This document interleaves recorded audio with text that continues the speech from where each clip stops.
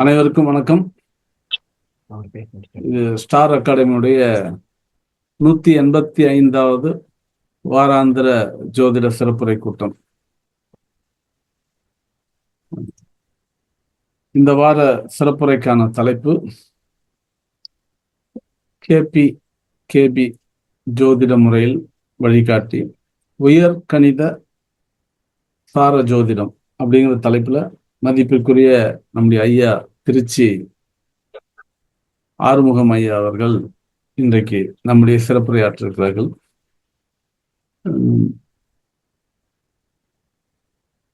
ஒரு முறை தேவராஜ் ஐயாவே அணுகி செஷன் பண்ணணும்னு கேட்டிருந்தேன். மதிப்பிற்குரிய தேவராஜ் ஐயா அவர்கள் தொடர்பு கொண்டு, ஐயா கொஞ்சம் ஐயா நான் மியூட் ஆல் போடுறேன், நீங்க மட்டும் அன்மியூட் பண்ணிக்கோங்கய்யா. Right, okay. திரு தேவராஜ் ஐயா அவர்களை தொடர்பு கொண்டு இந்த மாதிரி ஸ்டார் அகாடமியுடைய உங்களுடைய சிறப்புரை வேணும்னு கேட்டிருந்தேன். அவங்களும் சொல்றேன்னு சொல்லியிருந்தாங்க. பட் இன்றைக்கு வரைக்கும் அது காரிய சாத்தியமாகாமல் கைகூடாமலே இருக்கு. இருந்தாலும் அவருடைய மாணவர்கள், அவரிடம் கேபி முறை பயின்றவர்கள், ஜோதிடம் பயின்றவர்கள் பலர் நம்முடைய தளங்களிலே பேசியிருக்கிறாங்க. என்றேனும் ஒரு நாள் ஐயாவுடைய தேவராஜ் ஐயாவுடைய வகுப்பும் நடைபெறும் என்ற நம்பிக்கையும் எனக்கு இருக்கிறது. ஸோ இன்றைக்கு இப்படி ஒரு செஷன் மாணவர்கள் பல பேருடைய வேண்டுகோளுக்கு ஏற்ப இங்கே ஐயா திரு ஆறுமுகம் ஐயா அவர்களுடைய செஷன் இன்றைக்கு நடத்தப்படுகிறது. ஐயா அவர்களை பற்றி சொல்லுவதானால், ஏன்னா நான் நிறைய விளக்கங்களுக்கு போகல, இங்க ஒரு இக்கட்டான சூழல்ல இருக்கும். சென்னையில கரண்ட் எப்போ வேணாலும் கட் ஆகலாம். அலுவலகத்தில் ஜென்ரேட்டர் வசதி இருக்கு, ஸ்டார் அகாடமி ஆஃபீஸில் பேட்டரி வசதி இருக்கு. பட் ஆனால் அங்கே போகிறதுக்கா முடியல. கடும் வீட்டில இருந்து அது ஒரு கிட்டத்தட்ட ஒரு 10 கிலோமீட்டர். கடும் மழை, புயல், வேகமான காற்று. ரெண்டாவது அங்கே ஒரு துரசாமி பாலம்னு ஒரு பாலம் இருக்கு போத்தீஸ்க்கு எதிரில். அந்த பாலத்துக்குள்ள இறங்கி தான் ஸ்டார் அகாடமிக்கு போகணும். பெரும்பாலும் இப்போதைக்கு அந்த சிரமம் இல்லைனாலும் பெரும்பாலும் அந்த இடத்துல தண்ணீர் தேங்கி இருக்கும், வாகனங்கள்ல தடை பண்ணிடுவாங்க கொஞ்சம் மழை கூடுதலா இருந்தா. ஏனையோ நம்ம கடைசி நேரத்தில் அந்த ரிஸ்க் எடுத்துக்க வேண்டான்றதுனால வீட்டில இருந்தே இந்த செஷன் பண்ணிக்கிட்டு இருக்கேன். தொழில்நுட்பத்தில் சின்ன சின்னதாக சில ட்ரபிள்ஸ் வரலாம், அன்பர்கள் பொறுத்தரல வேண்டுகிறேன். மக்களோட சென்னையை சுற்றி இருக்கக்கூடிய மக்களுக்கு ஸ்டார் அகாடமியுடைய தாழ்மையான வேண்டுகோள், புயல் அறிவிப்பு கொடுக்கப்பட்டிருக்கிறது. அநேகமாக பாண்டிச்சேரிக்கும் மகாபலிபுரத்துக்கும் நடுவில் நாளை காலை அது கரையை கடக்கலாம்ன்ற அறிவிப்பு வந்திருக்கு. ஸ்டார் அகாடமி அன்பர்கள் என்ன மாதிரி எங்கேயும் வெளியே போகாதீங்க. முடியுமானால் இணைப்பில் தொடர்பு கொண்டு இந்த செஷன்ல அட்டன் பண்ணிட்டு இருங்க. பி சேஃப், பாதுகாப்பாக இருங்க. மின்சாரத்துக்கு தேவையான விஷயங்கள், மெழுகுவத்தி அல்லது பேட்டரி இதெல்லாம் கொஞ்சம் தயார் நிலையில வச்சுக்கோங்க. இன்றைக்கு செஷன் போகலாம். ஐயா அவர்களை பற்றி நான் அறிமுகப்படுத்தணும். படுத்துறதுக்கு முன்னாடி ஒரு சூசகமா ஒரு விஷயத்த சொல்லிடுறேன். அந்த விஷயத்த நான் பின்னால் ஐயா கிட்ட பேசுறேன். ஐயாவுக்கும் எனக்கும் ஒரு ஒற்றுமை இருக்கு, அது என்னங்கிறத பின்னால பேசுறேன். திரு ஏபி ஆறுமுகம் ஐயா அவர்கள் ஜோதிடம் பார்ப்பதையே பாரம்பரியமான தொழிலாக கொண்ட வள்ளுவர் பாரம்பரியத்தில் வந்தவங்க. 1957 பிப்ரவரி மாதம் திருஞான சம்பந்தருக்கு ஞானப்பால் கொடுத்த ஸ்தலமான கஷேத்திரமான சீர்காழிக்கு பக்கத்தில் இருக்கக்கூடிய ஆச்சால்புரம், அது இவங்களுடைய கிராமத்து பேரே திருஞான சம்பந்தம், அந்த ஊர்ல பிறந்திருக்காங்க. தகப்பனாருடைய பெயர் பரமானந்தம், தாயார் பெயர் அன்னம். பொதுவா ஜோதிடத்துக்கு என்ன படிச்சிருக்கணும், எவ்வளவு படிச்சிருக்கணும், அல்லது எதை படிச்சிருக்கணும் அப்படின்னு ஒரு கேள்வி வரும். அப்படின்னா பள்ளி படிப்பு அப்படிங்கிற விஷயம் நமக்கு எழுத படிக்க தெரிந்த மட்டில் இருந்தால் போதும். ஆனால் உலக ஞானம், ஜோதிடத்தை நுண்மையாக அறிந்து கொள்கின்ற அந்த திறன், இறை பக்தி, மக்களுக்கு இந்த விஷயத்தை கொண்டு போகணுங்கிற உத்வேகம் இந்த விஷயங்கள் அடிப்படை தகுதியா இருக்கும்னு நினைக்கிறேன். ஸோ இதற்கு வயதோ மற்ற விஷயங்களோ தடை இல்லை. எவ்வளவு குறைந்த வயது அல்லது எவ்வளவு அதிகமான வயது அப்படிங்கிறதுலாம் இதுல பிரச்சனை இல்லை. ஆனா ஜோதிடத்தில் தெளிந்த ஞானமும் அதை பற்றி ஒரு விசாலமான தீட்சண்யமான பார்வை கொண்ட பல பேர் பள்ளி படிப்பை மிக குறைவாகத்தான் முடித்திருக்கிறார்கள். ஆனால் இந்த ஜோதிடத்திற்கு அது தகுதி அல்ல என்பது நம்ம பல பேருடைய நம்ம தளங்கள்ல பேசி பல பேருடைய உரைகளை உங்களுக்கு சான்றாக இருந்திருக்கும். ஸோ அந்த வகையில ஏபி ஆறுமுகம் ஐயா அவர்கள் பள்ளி படிப்பு அப்படிங்கிற வகையில 11ஆம் வகுப்பு படிச்சிருந்தாலும் அதுக்கு பிறகு தொழில்நுட்பத்துறையில போயிட்டாங்க. மேற்படிப்பு விஷயங்கள் தொழில்நுட்பத்துறையில 1982 இருந்து 2016 வரைக்கும் திருச்சி பெல் கனரக தொழிற்சாலை பாரத் ஹெவி எலக்ட்ரானிக்ஸ் லிமிடெட்ல ஐயா ஊழியராக பணியில் சேர்ந்து பின்னால் ஒரு உயர் அதிகாரியாக ஓய்வு பெற்றிருக்கிறார். ஐயாவுடைய ஆரம்ப கால பால்ய காலங்கள் இளமை காலங்கள் எல்லாம் நாத்திக ஈடுபாடோடு கூடிய ஒரு சிந்தனையாத்தான் இருந்திருக்காங்க.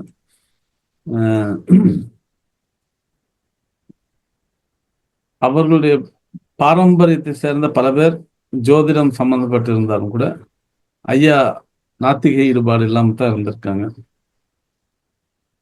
இடதுசாரி சிந்தனையாளராகவும் இருந்திருக்காங்க.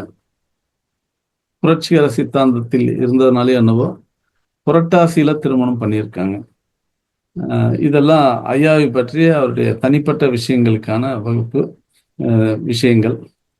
1990ஆம் ஆண்டு, அதாவது ஜென்ரலா எப்பவுமே ஒரு இடதுசாரி சிந்தனைகள் இருக்கிறவங்களுக்கு உலகை பற்றிய பரவலான பல விஷயங்கள் அவர்களுக்கு உள்ளுக்குள்ள போயிருக்கும். சோவியத் யூனியனை பற்றி கேட்டா தெரியும், ஃபிடல் காஸ்ட்ரோவை பத்தி கேட்டா தெரியும், சேக்குவேராவை பத்தி கேட்டா தெரியும். ஆனா தன்னை பற்றி மட்டும் அறிந்திருப்பது மிக குறைவாக இருக்கும். ஏன்னா பொதுவா நாத்திக சிந்தனையும் சேர்ந்து வர்றதுனால அத்தனை மீதும் உழைப்பின் மீதும் புற உலகத்தின் ஜடப்பொருள்கள் மீதும் ஒரு தீர்க்கமான நம்பிக்கை இருக்கும். அதனாலேயே ஆன்மீகம் உள்ளுக்குள்ள வராது. நாத்திகம் வேறெங்கும் எல்லாமே மனித சக்தி தான் அப்படிங்கிற ஒரு எண்ணம் இருக்கும். ஒரு என்னுடைய இளமை காலத்தில் நான் ஒரு பழமொழியை பார்த்திருந்தேன். 30 வயசுக்குள்ள ஒருத்தர் கம்யூனிஸ்டா ஆகலைன்னா தப்பு, 40 வயசுக்கு மேல கம்யூனிஸ்டா இருந்தாலும் தப்பு. Whether it is right or wrong, just ஒரு இன்ஃபர்மேட்டிவா இங்க கன்வே பண்றேன். நான் இதை யாரையும் குறை சொல்வதற்கோ அல்லது இதுக்காக சொல்ல வரல. ஸோ அந்த வகையில ஐயா ஒரு தர்க்கம் செய்வதற்காக விவாதிப்பதற்காக எல்லாம் ஜோசியம் சொல்லிட்டு, அதுவும் தன்னுடைய பாரம்பரியத்தை சேர்ந்த பல பேர் ஜோதிடத்தை பிரதானமா எடுத்து பண்ணிக்கிட்டு இருக்காங்களே, இது என்னதான் பார்க்கணும், இவங்களெல்லாம் மாத்தி எப்படியாவது இவங்களை ஒரு இடதுசாரி சிந்தனைக்கு கொண்டு வந்துடணும் அப்படின்னு ஒரு மனோபாவத்துல ஒரு விஷயத்த மாத்தணும்னு நினைச்சா முதல் அந்த விஷயம் என்னன்னு தெரிஞ்சுக்கணும். தெரிஞ்சிக்காமலே குருட்டாம்போக்குல ஒரு விஷயம் தப்பு தப்பு தப்பு அப்படின்னு மறுக்கிறோம்னு அது அர்த்தம் இல்லாத ஆகிடும். ஒரு ஆரஞ்சு பழமோ அல்லது ஒரு மாம்பழமோ இனிப்பா இருக்கா சுவையா இருக்குன்னா இன்னொருத்தர் சாப்பிட்டு நம்ம இனிப்பா இருக்குன்னு சொல்ல முடியாது. நாம அதை சுவைத்து சாப்பிடும் போது அது இனிப்பா இருக்கா சுவையா இருக்கும். அப்படிதான் ஒரு தத்துவங்களும் ஒரு தாத்பரியங்களும் சமூகத்துக்கு தேவையான பல்வேறு விஷயங்கள்.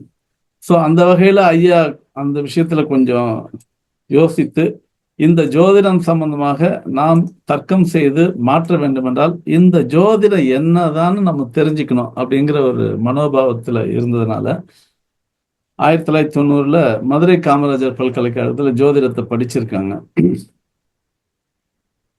இது ரமண மகரிஷி சொல்லுவாங்க, காந்தம் இரும்பு போல் கவர்ந்தனை விடாது கலந்தனோடு இருப்பாய் அருணாசலம். இந்த ஜோதிடம் அப்படி ஒரு எப்படி அண்ணாமலை திருவண்ணாமலை யோகிகளையும் ஞானிகளையும் அப்படியே கவர்ந்து இருக்குதோ அந்த மாதிரி இந்த ஜோதிடத்தின் பால் ஈடுபாடும் ஆர்வமும் கொண்டவர்கள் அல்லது இந்த ஜோதிடத்தை எதிர்க்கணும்னு நினைக்கிறவர்கள் அப்படிங்கிற ஜோதிடம்ங்கிற வார்த்தையை சிந்திக்கிறவர்கள் இந்த ஜோதிடம் காந்தம் போல் கவர்ந்து இழுக்கும்.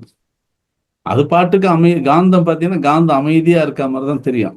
போய் ஒட்டுறது இந்த இரும்பு துண்டா தான் இருக்கும். ஆனா இந்த இரும்பு துண்டோட முயற்சியில் அது போய் ஒட்டுறதுக்கு அந்த காந்த துண்டிய முயற்சி தான்.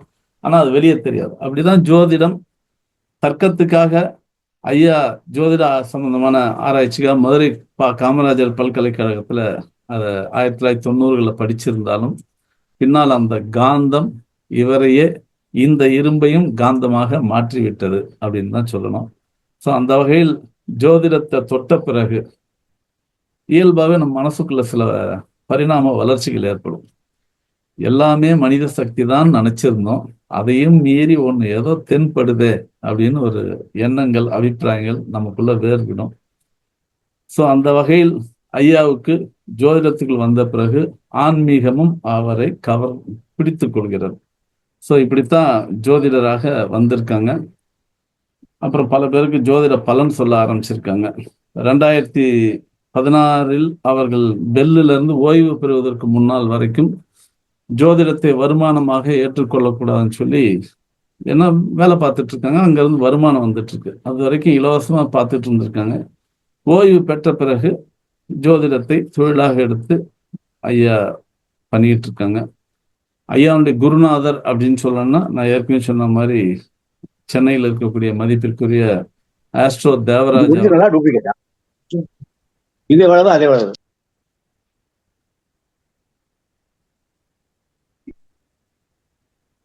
ஆஸ்ட்ரோ தேவராஜ் அவர்கள் குருநாதர். அதே உயர்கணித சார ஜோதிட முறையையும் பலன் சொல்லுகின்ற அந்த டெக்னிக்ஸையும் ஐயா கிட்ட தான் பழகினதா சொல்லியிருக்காங்க. அதே மாதிரி ஏற்கனவே நம்ம தளத்துல நாடி ஜோதிடம் பற்றி பேசியிருக்கக்கூடிய சேலம் விஜயன் ஐயாவும், மதிப்பிற்குரிய திருப்பூர் ஜி.கே. ஐயா, ஈரோடு கோப்பு ஐயா, இவர்களோடெல்லாம் ஐயா ஜோதிடம் பழகி இவர்கள்லாம் குருநாதர்களாக இருந்து வழிகாட்டி கொண்டிருக்கிறார்கள். இன்றைக்கு சார ஜோதிட முறையை பின்பற்றி ஜோதிடத்தை பார்த்து கொண்டிருக்கிறார். ஐயாவை பற்றி ஒரு சுருக்கமான அறிமுகம் அப்படின்னா இதுதான். இன்னும் போனால் நீண்டுகிட்டே போகும், நான் அதுக்குள்ள போகலை மற்ற விஷயங்களுக்குள்ள. ஸோ இந்த வகையில் இப்படி தன்னுடைய பரிணாம விஷயத்தை ஏன்னா ஒரு விஷயத்துக்கு எதிரான கருத்துக்கள் இருந்து தன்னை மாற்றிக்கொள்கிறவர்கள் இது சரின்னு மாற்றிக்கொள்ளும் போது அதில் நங்கூரம் பாய்ச்சின மாதிரி அதில் பிடிச்சிக்கிட்டு நிற்பாங்க. ஏன்னா இரண்டு பக்கத்தையும் பார்த்தவர்களுக்கு ரொம்ப சுலபம். நாத்திகத்தை பார்த்துட்டு ஆத்திகத்துக்குள்ள வரவங்களுக்கு ரொம்ப கிரிப்பா இருப்பாங்க. ஆத்திகத்துக்குள்ளேயே எப்போதுமே இருக்கிறவர்கள் பலர் கிரிப்பா இருப்பாங்க. சிலருக்கு சில நேரங்களில் எதனா ஒரு நாத்திக கருத்துக்கள் காதுல விழுந்தா ஒருவேளை உண்மையா இருக்குமோ அப்படின்னு ஒரு ஊசலாட்டம் வரும். ஸோ இந்த இருவேறுபட்ட நிலைகளை பார்ப்பவர்களுக்கு மனம் உறுதியாக இருக்கும். அந்த வகையில் இன்றைக்கு உறுதியாகவும் திடமாகவும் ஐயா இந்த உயர்கணித சார ஜோதிட விஷயத்தை தன்னுடைய அனுபவத்தில் பயன்படுத்திட்டு வராங்க. ஐயா அவர்களை ஸ்டார் அகாடமி அன்பர்களுக்காக இதை நம்மோடும் பகிர்ந்து கொள்ளணும் பேச அழைத்திருக்கிறோம். ஐயா அவர்களுக்கு உங்கள் அனைவரின் சார்பிலும் வருக வருக என்று அன்போடு வரவேற்று மேடை ஐயா அவர்கள் வசம் ஒப்புவிக்கிறேன். ஐயா வணக்கம். இனி நீங்க தொடரலாங்க ஐயா. நன்றி நன்றி.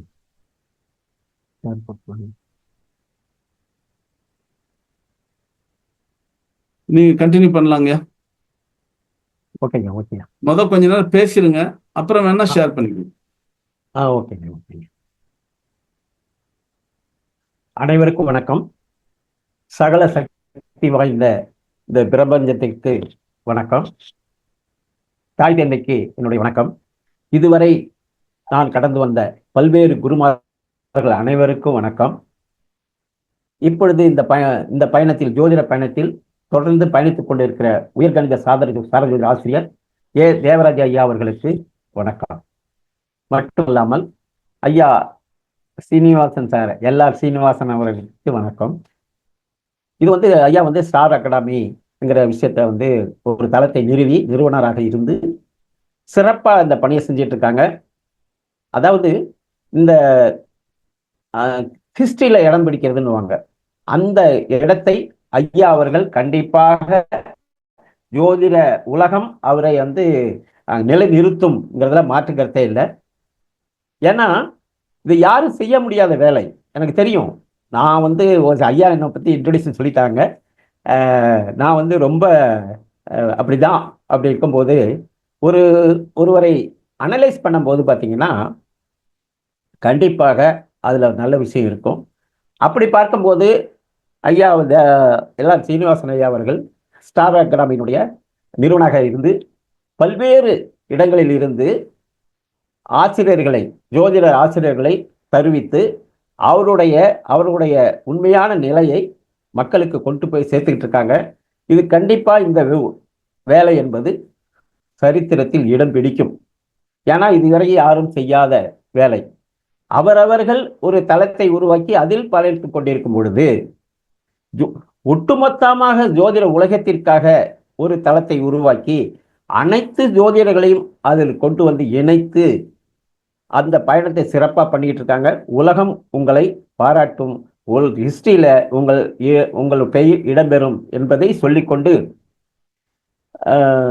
ஒரே ஒரு என்னுடைய ஒரே ஒரு வேண்டுகோளுங்கய்யா. சொல்லுங்க. நீங்க சொன்ன மாதிரி பல பேர் இந்த மாதிரி பண்ணாலும் அது அவர்களுடைய வியாபாரம் சொந்தம்ன்றனால நிச்சயமா இதுல என்னையும் நான் நிலைநிறுத்திக்கணும்ன்ற அபிப்பிராயம் இல்லை. ஏனென்றால் நான் நிலையானவன் இல்லை.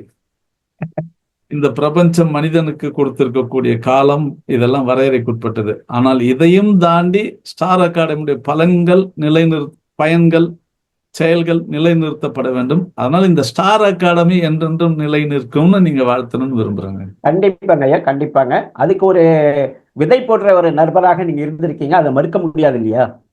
அதனாலதான் சொன்னேன், ஸ்டார் அகாடமி தொடர்ந்து நிற்கும், இந்த பிரபஞ்சத்தில் நிற்குங்கிறத சொல்லி வாழ்த்தி என்னுடைய விஷயத்துக்கு போயிடலாம் சார்.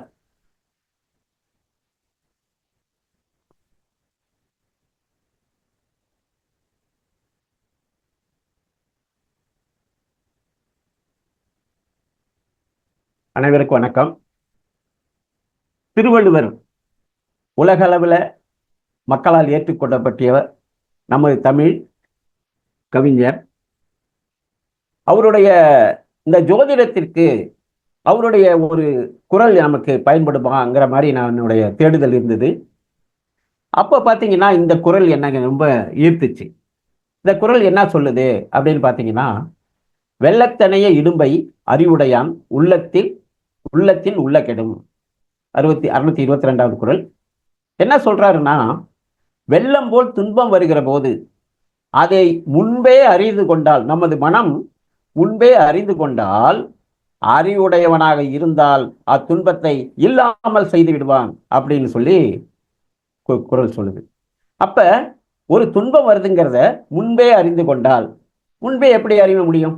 முன்பே அறிவிப்பது என்பது, முன்பே சொல்வது என்பது, முன்னாடியே அதை அவனுக்கு அறிவுறுத்தல் என்பது ஒரு ஜோதிடர் தான் சொல்ல முடியும் என்பதை எனக்கு புரிந்துக்கிச்சு. அப்ப ஜோதிடர் தான் அவருக்கும் முன்னாடியே அந்த விஷயத்தை சொல்ல முடியும்.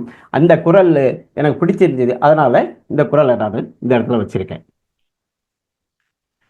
இன்னைக்கு தலைப்பு பார்த்தீங்கன்னா, உயர்கரிய சார ஜோதிடம், கேபி வாழ்வின் வழிகாட்டி. ஜென்ரலா ஜோதிடம் மக்களுக்கு வாழறதுக்கு வழிகாட்டுவது, ஒரு வெளிச்சம் காட்டுவது தான் ஜோதிடம் என்பதை நான் சிறப்பாக புரிஞ்சுக்கிட்டேன். அதற்கு நம்மளுடைய சித்த புருஷர்கள், ஞானிகள், யோகிகள் அதுக்கு சிறப்பான ஒரு விஷயத்தை இந்த மக்களுக்காக கொடுத்து சென்றிருக்கிறாங்க. அதை எந்த அளவுக்கு இன்னைக்கு மக்கள் தனங்களுக்காக பயன்படுத்துறாங்கிறதுல பல்வேறுபட்ட கருத்து இருக்கு. அதுக்கு காரணமும் பல்வேறுபட்ட விஷயங்களும் இருக்கு. அந்த முறையில இப்ப நம்ம ஜோதிடம் எப்படி வழிகாட்டி உயர்கணித சார ஜோதிடம்ங்கிற விஷயத்தை பத்தி நம்ம பேச போறோம். இதுல பாத்தீங்கன்னா, இங்க 3 பேருடைய புகைப்படம் நான் வச்சிருக்கிறேன். அதுல பாத்தீங்கன்னா, கேபி கிருஷ்ணமூர்த்தி தமிழ்நாட்டை சேர்ந்தவர், மிகப்பெரிய உயர் அதிகாரியா இருந்தவர், ஜோதிட ஜாம்பவான். இன்று அவர் இல்லை. அவரு தான் பாத்தீங்கன்னா இந்த சப்ளாட் தேரி, கேபி சிஸ்டம்ங்கிறது எல்லாருக்கும் இன்னைக்கு அறிமுகம் ஆயிருக்கு. ஆனா அதை பயன்படுத்துறது இல்லை. அதை உலகுக்கு வெளியில கொண்டு வந்தவர் கேபி கிருஷ்ணமூர்த்தி. அப்ப அவருக்கு யாரு முன்னோடியாக இருந்தாங்கன்னா, மீனான் என்ற கோபால கிருஷ்ணராவ் அப்படிங்கிறத அவர் தொடங்கி வச்சாரு. அதை மக்களுக்கு வெளியில கொண்டு வந்தாரு கேபி கிருஷ்ணமூர்த்தி, கேஎஸ் கிருஷ்ணமூர்த்தி. அப்ப அவர் ஏன் அதை கொண்டு வந்தாரு? அவர் ஜோதிடராக தான் இருந்தார். அவர் ஏன் அந்த நிலைக்கு போனாரு அப்படின்னு பார்க்கும்போது, இரட்டை குழந்தைகள் ஜாதகம் வருது, 2 நிமிடம் 3 நிமிடம் 1 நிமிடத்திலெல்லாம் குழந்தைகள் பிறக்குது. அதுக்கு டிஃபரன்சியேட் பண்ணி பலன் சொல்லுவதற்கு அவர் காலகட்டத்தில் அவரால் முடியல. ஒரே லக்னம், ஒரே ராசி, ஒரே நட்சத்திரம். அப்படி இருக்கும்போது இரண்டுக்கும் டிஃப்ரென்ஸ் பண்ணி, ஆனால் குழந்தைகளுடைய ரெண்டும் இது ஒரே மாதிரியாக இருப்பதில்லை. அப்ப எப்படி டிஃபரன்ஸ் கொண்டு வரலாம் அப்படிங்கும் போது தான் அவரு சப்ளாட் தியரியை அறிமுகப்படுத்துறார். அது வெற்றிகரமாக அன்னைக்கு ஒரு புரட்சியாக ஜோதிடத்தை ஒரு அடுத்த கட்டத்தை ஒரு பாய்ச்சல் வேகத்தில் அவர் கொண்டு சென்றார் என்றால் அது மறுப்பதற்கில்லை. ஆனால் அவரு கொஞ்சம் அதை வந்து ஒரு கடைசி வரை கொண்டு போறதுக்கு அவர் வயது சரியாக வரல. அதனால அவர் என்ன அவர் இறந்துட்டார். அதுக்கப்புறம் அந்த அப்படியே அவர் ரெண்டாவது புத்தகம் பார்த்தீங்கன்னா அவருடைய புத்தகங்கள் எல்லாமே ஆங்கில புலமை பெற்றிருந்ததால எல்லாமே அவர் தமிழா இருந்தாலும் தமிழா இருந்தாலும் ஆங்கிலத்தில் ஒரு புத்தகம் எழுதப்பட்டிருந்தது. ஆங்கில ஜாம்பவான்கள் யாரும் அதை அணுக முடியல. அதனால அது ஒரு ஸ்டாக்னேஷன் அந்த இடத்துல வந்துச்சு. இப்படிப்பட்ட காலகட்டத்தில் ரெண்டாவது நபர் கேபின்னு போட்டிருக்க பாருங்க, மதுரை பாஸ்கரன். அவரு என்ன பண்றாருன்னா அந்த கேபி சிஸ்டத்துக்குள்ள உள்ள போறார். உள்ள போய் அந்த சப்ளாட் தியரி இருந்துச்சுங்க இல்லைங்களா, அதை அடுத்த கட்டத்துக்கு கொண்டு போறார். அது என்ன சார் அடுத்த கட்டம் அப்படின்னா, ஒரு லக்னத்திற்கு நம்ம சொல்றது ஏற்கனவே பாரம்பரிய முறையில் ஒரு லக்னம் ஒரு தனுசு லக்னம் அப்படின்னு வச்சுக்கிட்டோம்னா ஒரு 2 மணி நேரத்துக்கு தனுசு லக்னம் தான் இருக்கும். அது நம்ம எல்லாருக்கும் தெரியும். 2 மணி நேரத்துக்கு தனுசு லக்னத்துல தான் லக்ன புள்ளி இருக்கும். அப்ப அந்த லக்ன புள்ளியை வந்து இப்ப தனுசு லக்னத்துல 3 நட்சத்திரம் இருக்கு, அதுல 4 பாதம் இருக்கு. பூராட நட்சத்திரம் 4 பாதம், உத்திராடம் 1 பாதம். இது வரைக்கும் வந்து 9 பாதங்களில் அந்த லக்கண புள்ளி இருந்தால் தனுசு லக்கணம் சொல்லிட்டு போயிட்டே இருப்போம். அதுக்கப்புறம் இன்னும் உண்டீரரா போகிறது கிடையாது. அப்ப 2 hours 2 மணி நேரத்துக்கு ஒரு லக்னம், 12 கட்டத்துக்கும் 24 மணி நேரத்துக்கு முடிஞ்சிடும். அப்ப இவர் என்ன செஞ்சார்னா சப்ளாட் தியரி, அப்ப ஒரு லக்னத்துக்கு ஒரு சப்ளாட் இருக்கும் இல்லையா, அதை 12 கட்டத்துக்கும் சப்ளாட் கொண்டு வந்தார். அதாவது 1ஆம் பாவம், 2ஆம் பாவம், 3ஆம் பாவம், 4ஆம் பாவம், இப்படி 12 பாவத்துக்கும் சப்ளாடை கண்டுபிடித்து, இப்பவும் பாருங்க பழைய முறையில நமக்கு ஜோதிடம் நம்ம நோட்டுலாம் இருக்கும். நீங்க இப்பவும் ஜோதிடர்கள் நோட்டு எழுதி கொடுக்கும்போது லக்னம் என்ன பாதச்சாரத்துல இருக்குன்னு சொல்லிட்டு நோட்டு எழுதி கொடுக்குறாங்களே ஒழிய 2ஆம் பாவத்தினுடைய பாதச்சாரம் என்ன, 3ஆம் பாவத்தினுடைய பாதச்சாரம் என்ன, இன்னொன்று 12 பாவக்கும் பாதச்சாரம் எழுதுவது இல்லை. அப்ப லக்னத்தை மட்டும் எழுதிட்டு மற்ற கட்ட ராசியினுடைய அதிபதிகளை வச்சு பலன் சொல்றது, அதை தாண்டி அந்த அதிபதிகள் நின்ற சாரத்தை வச்சு பலன் சொல்ற எடுக்கிறது, இதோட போயிட்டு இருக்கு. அப்ப பாஸ்கரன் சார் என்ன பண்ணாங்கன்னா 12 பாவத்தினுடைய லக்ன 12 பாவத்துக்கும் புள்ளி இருக்கும் இல்லையா, லக்ன புள்ளி மாதிரி, அப்ப அதை பாவ முனை தொடர்புகள் அப்படின்னாரு. 12 பாவத்தினுடைய தொடர்புகள் பாவ முனையை கண்டுபிடிச்சு இந்த பாவ முனைகள் ஒன்றோடு இணையும் பொழுது, இந்த பாவ முனைகள் ஒன்றோடு ஒன்று இணையும் போது அந்த பலன்கள் ஒன்று பாசிட்டிவாகவோ அல்லது நெகட்டிவாகவோ பலன் அளிக்கிறதுங்கிறத பக்காவா கண்டுபிடிச்சார், உண்மையா கண்டுபிடிச்சார். 100% இது இன்னைக்கு நடைமுறையில இருக்கு சார். இதுதான் பாஸ்கரன் சார் செஞ்ச ஒரு பெரிய விஷயம். கேபி இன்னைக்கு நிக்குது, அப்படி போய்கிட்டு இருக்கு, சிஸ்டம் போயிட்டு இருக்குன்னா பாஸ்கரன் அது அவருடைய பங்களிப்பு என்பது மிகச்சிறந்த பங்களிப்பு. அந்த சப்ளாட் தியரியை அப்படியே வந்து அதனுடைய தொடர்புகளா மாற்றி அது இன்னைக்கு ஜோதிட பலன் எடுப்பதற்கு அவர் செஞ்சு கொடுத்தாரு. அதுதான் இன்னைக்கு பாவமுனை தொடர்புகள் என்று சொல்லிட்டு இன்னைக்கு அதை வச்சுதான் ஜோதிடமே கேபி நிக்குது. இதை தாண்டி இவருடைய மாணவராக தேவராஜ் அவர்கள் சென்னை, அவர் பாஸ்கரன்ட்ட படிக்கிறார்.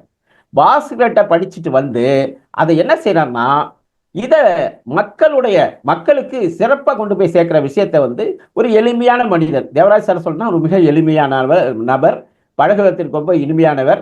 அவர் வந்து ஹானஸ்ட் பார்க்க மாட்டாரு, ஈகோ பார்க்க மாட்டாரு, எல்லாருக்கும் இந்த விஷயத்தை கொடுப்பாரு. இன்னொரு விஷயம் இந்த இடத்த சொல்லணும்.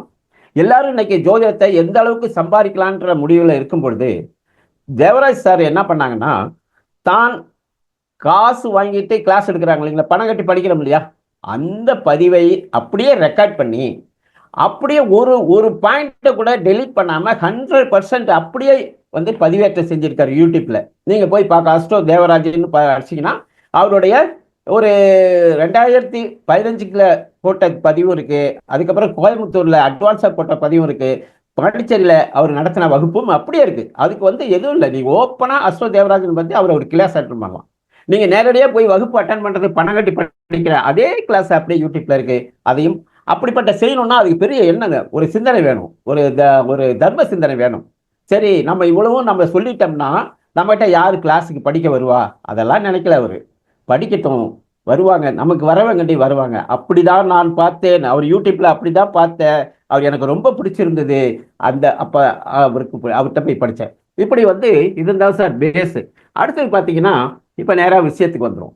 சப்ளாடு சப்ளாடு தியரி அப்படின்னா எப்படி என்ன அப்படிங்கிறத நம்ம பார்க்க போறோம். அப்ப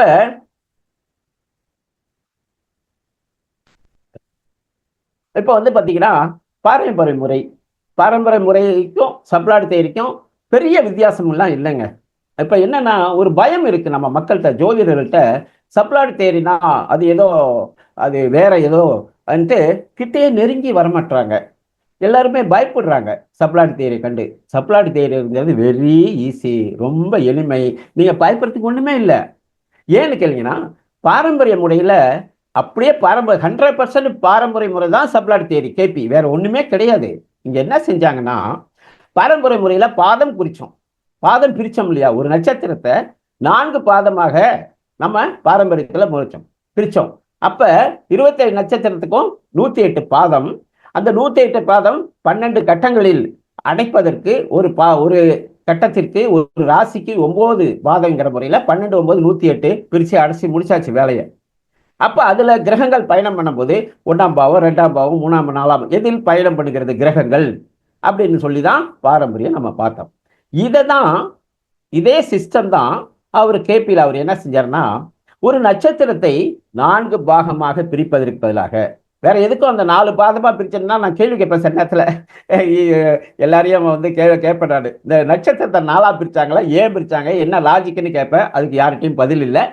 அதை வந்து சொன்ன நபர்கள் அதை 12 கட்டத்தில் போடுறதுக்கு பயன்படுது சார், 9 பாவமும் போட்டோம்னா கரெக்டாக வருது இல்லை அப்படின்னா, அதுக்கு தாண்டி அவங்கள்ட்ட பதில் இல்லை. ஆனால் இங்கே சப்ளாடு தியரியில என்ன பண்ணியிருக்காங்கன்னா, ஒரு நட்சத்திரத்தை 9 பாகமாக நம்ம பிரித்திருக்கிறோம். அது என்ன சார் 9 பாகமா யார் பிரிச்சா? கிருஷ்ணமூர்த்தி பத்தை பிரிச்சாரா? மீனா அவர்கள் பிரிச்சாரா? கிடையாது சார். ஏற்கனவே நீங்க பாரம்பரியத்தில் 9ஆ பிரிக்கப்பட்டிருக்கிறது. எப்படி பிரிச்சிருக்கோம்? ஒரு நட்சத்திரத்திற்கு, ஒரு நட்சத்திரம் என்பது ஒரு திசை, தசை சொல்றோம்ல, ஒரு நட்சத்திரத்தை வச்சுதான் தசை சொல்றோம். இப்ப கேதுடைய அஸ்வினி நட்சத்திரம்னா கேது திசை, பரணினா சுக்கிரன் திசை அப்படின்னு சொல்லியிருக்கோம் இல்லையா? ஆனா டிகிரி வந்து கேதுக்கும் 13.20 டிகிரி தான், சுக்கிரனுக்கும் 13 டிகிரி 20 தான், அதுல எந்த மாற்றம் இல்லை. ஆனால் அந்த 13 டிகிரி 20 மினிட்டை தசா புத்திகளாக பிரிக்கும் போது, தசை வந்து ஒரு நட்சத்திரம், புத்தி 9 புத்தி. இப்ப கேது நட்சத்திரம்னா கேதுனுடைய முதல் புத்தி என்ன வரும்? கேது புத்தி. 2வது சுக்கிர புத்தி, சூரிய புத்தி, சந்திர புத்தி, செவ்வாய் புத்தி, இப்படி 9 புத்திகளும் பார்ப்போம். இந்த 9ஐ தான் கேபி ஐயா 9 சப்ளாடுன்னு சொல்றாங்க. சப்ளாடுன்னா என்ன? புத்திகள். நட்சத்திரம் என்றால் தசை, புத்தி என்றால் அது வந்து சப்ளாட். இதுதான் சார் பண்ணியிருக்கோம், வேற ஒண்ணுமே பண்ணல. இப்ப நாம கேபி ஐயா ஏதாவது புதுசா ஏதாவது பண்ணியிருக்காங்களா? ஒண்ணுமே புதுசா பண்ணல. ஏற்கனவே பாரம்பரியத்தில் இருப்பதை அப்படியே அவரு சப்ளான்னு சொன்னாரு. நீங்க புத்தின்னு சொல்றீங்க, அவர் சப்ளான்னு சொன்னாரு. நீங்க அந்தரன்னு சொன்னீங்க, அவர் சப்சப்ளான்னு சொன்னாரு. நீங்க சூட்சம்னு சொல்றீங்க, அவர் ட்ரிபிளேஷன் சொன்னாரு. நீங்க பிராணான்னு சொல்றீங்க, 4S சொன்னாரு. இவ்வளவுதானே சார். இதுல எங்கேயாவது கான்ட்ரவர்சியான விஷயம் இருக்கிறதா அப்படின்னா கான்ட்ரவர்சியான விஷயம் இல்லை. ஆனால் இதை போடுவதற்கு ஒரு சப்ளாட் கண்டுபிடிக்கணும்னா, ஒரு சப்சப் கண்டுபிடிக்கணும்னா, ஒரு ட்ரிபிள்எஸ் கண்டுபிடிக்கணும்னா மேனுவலாக கையில கணக்கு போட்டு நீங்க கண்டுபிடிப்பு என்பது மிக சிரமமான விஷயமாக இருப்பதால் இது வந்து ஒரு கம்ப்யூட்டர் மூலமாக தான், சாப்ட்வேர் மூலமாக இது அணுக முடியும். அந்த ஒரு காரணத்தாலேயே இது மக்களை ஜோதிடர்கள் என்று சென்று அடையவில்லை. ஒரு ஜோதிடர் கேட்டா சொல்லுவாரு, அவர் என்ன சொல்றாருன்னா, சார் நான் இந்த பேப்பரை வச்சுக்கிட்டு கட்டத்தை அம்சம் ராசி அம்சத்தை வச்சுக்கிட்டு தசாபுத்தி இருந்தால் போதும் சார், பலன் சொல்லிடுவேன். நீங்கள் என்ன வந்து லேப்டாப் வாங்க சொல்கிறீங்க, சாஃப்ட்வேரை வாங்க சொல்கிறீங்க, இதெல்லாம் ஆகுமா சார் கதைன்ட்டு ஓடுறாங்க, வெளியில் ஓடுறாங்க. இதுதான் இன்னைக்கு மக்கள் மத்தியில் போய் சேராமல் இருப்பதற்கு காரணமே ஒழிய, இது வந்து இந்த சிஸ்டம் என்பது வெரி அக்யூரசி சிஸ்டம், அட்டகாசமாக அருமையாக நம்ம பலன் சொல்ல முடியும். அப்போ அடுத்தது பாருங்க, ஒரு நட்சத்திரம் 13 டிகிரி 20 மினிட், ஒரு நட்சத்திரம் 13. இதை வந்து இதை வந்து பார்த்தீங்கன்னா இப்போ வந்து எப்படி வந்து ஒரு சப்ளாட் கண்டுபிடிக்கிறதுங்கிறத ஒரு சின்ன கணக்கை கடகடன்னு சொல்லிடலாம்.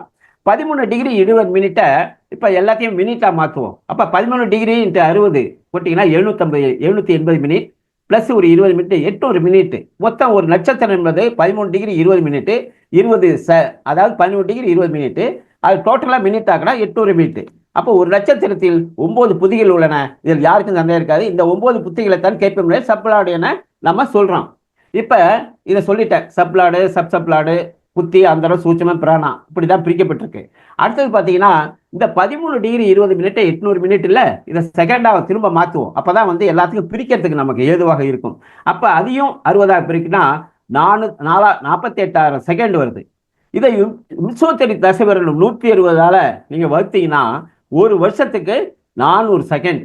அப்போ ஒரு வருஷத்துக்கு 400 செகண்ட்னா 7 வருஷத்துக்கு 400 × 7 2800 செகண்டு.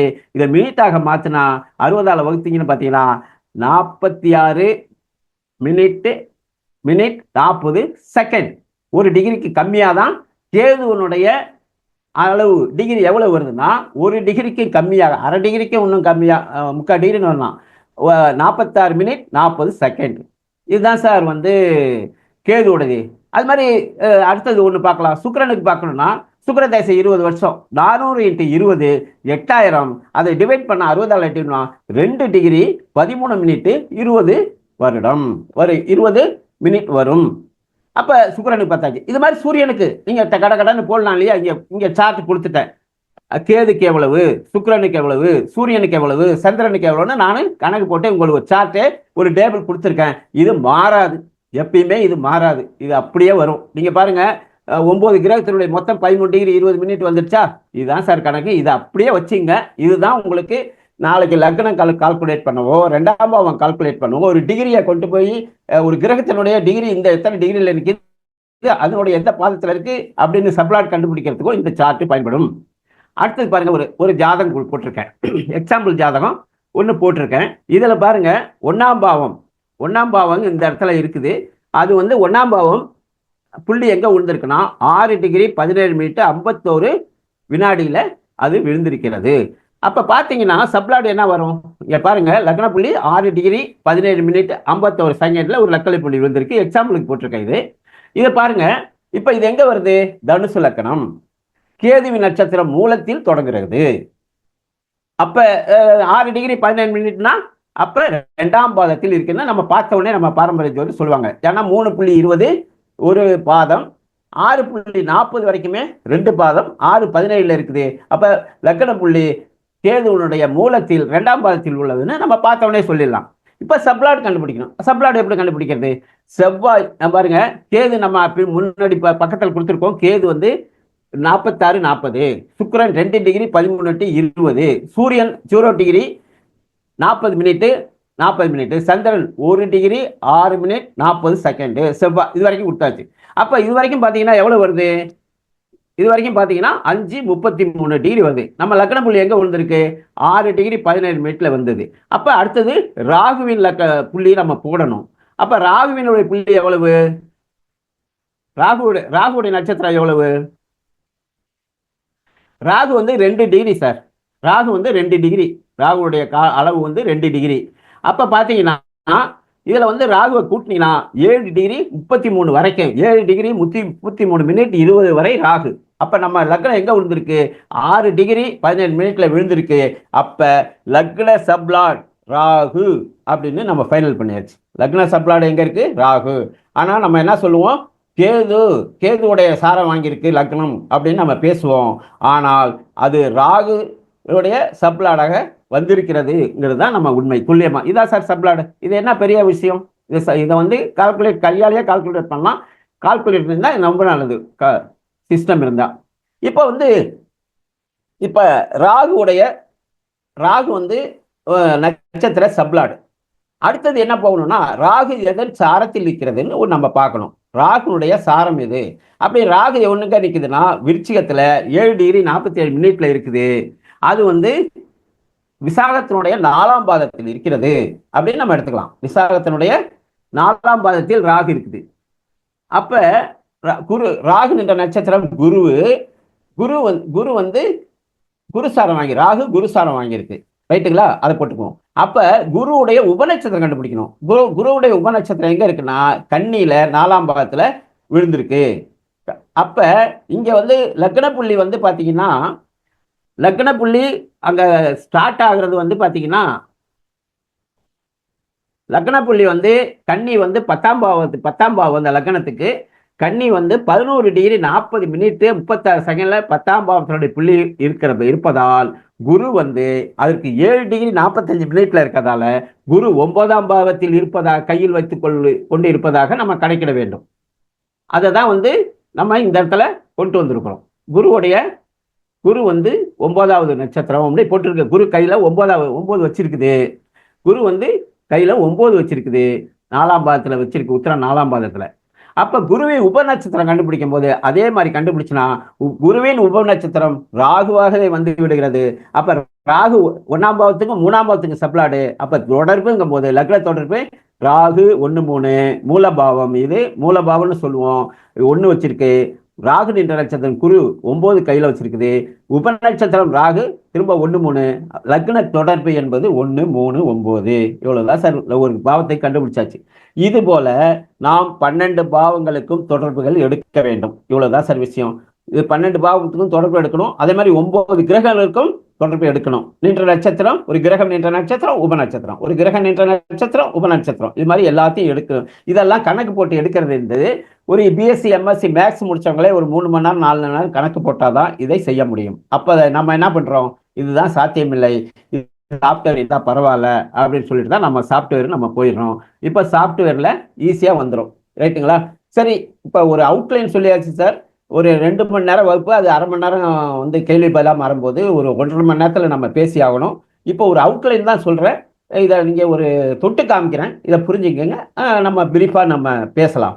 இப்போ வந்து சாரஜோதிடத்தில் ஒரு சிறப்பு என்னன்னா, சாரஜோதிடத்தில் கேபிசியத்தில் ஒரு பெரிய சிறப்பு என்னன்னா, அகம் புறம் என்று வாழ்க்கையை பிரிச்சுப்பட்ட கிளாரிட்டி கொடுத்தாங்க. இப்போ நான் யூனிவர்சிட்டியில் படித்தேன்னு நான் சொன்னேன். அங்கே வந்து அருள் அணி பொருள் அணின்னு பிரிச்சு கொடுத்தாங்க. அதுதான் இங்க அகம்புறம் அருள் அணி பொருள் அணின்னு யூனிவர்சிட்டியில சொல்லி கொடுத்தாங்க. அதே தான் வார்த்தை மாற்றப்பட்டிருக்கிறது, ஆகம் புறம். நம்முடைய வாழ்க்கை அகமுமாக புறமுமாக தான் மெர்ஜா இருக்கு. அப்ப இந்த ரெண்டும் தான் நம்ம வாழ்க்கையை இயங்குது. அந்த அகத்துல 1 3 1ஆம் பாவம் 3ஆம் பாவம் 5ஆம் பாவம் 7ஆம் பாவம் 9ஆம் பாவம் 11ஆம் பாவம் அகமாகவும் 2 4 6 8 10 12 புறமாகவும் 2ஆ பிரிக்கிறாங்க.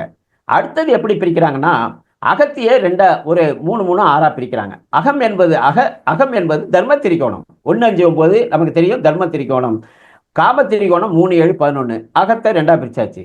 புறம் கர்ம திரிகோணம், அது கர்ம திரிகோணம் 2 6 10. கர்ம திரிகோணம், மோட்ச திரிகோணம் 4 8 12. இவ்வளவுதான் சார். இதை வச்சுக்கிட்டு தான் நம்ம ஜோதிடத்துல ரொம்ப சிறப்பா நம்பர் தான் சார் பேசுவீங்க. நம்பர் தான் பேசுவோம். இந்த நம்பரை சரியா புரிந்து கொண்டால் நம்ம சாரஜோதிடத்தை சிறப்பாக பலன் எடுக்க முடியும். இப்போ வந்து பாத்தீங்கன்னா நேரடியாக இப்ப ஜாதகத்துக்கு நம்ம பலன் சொல்ல போறோம்.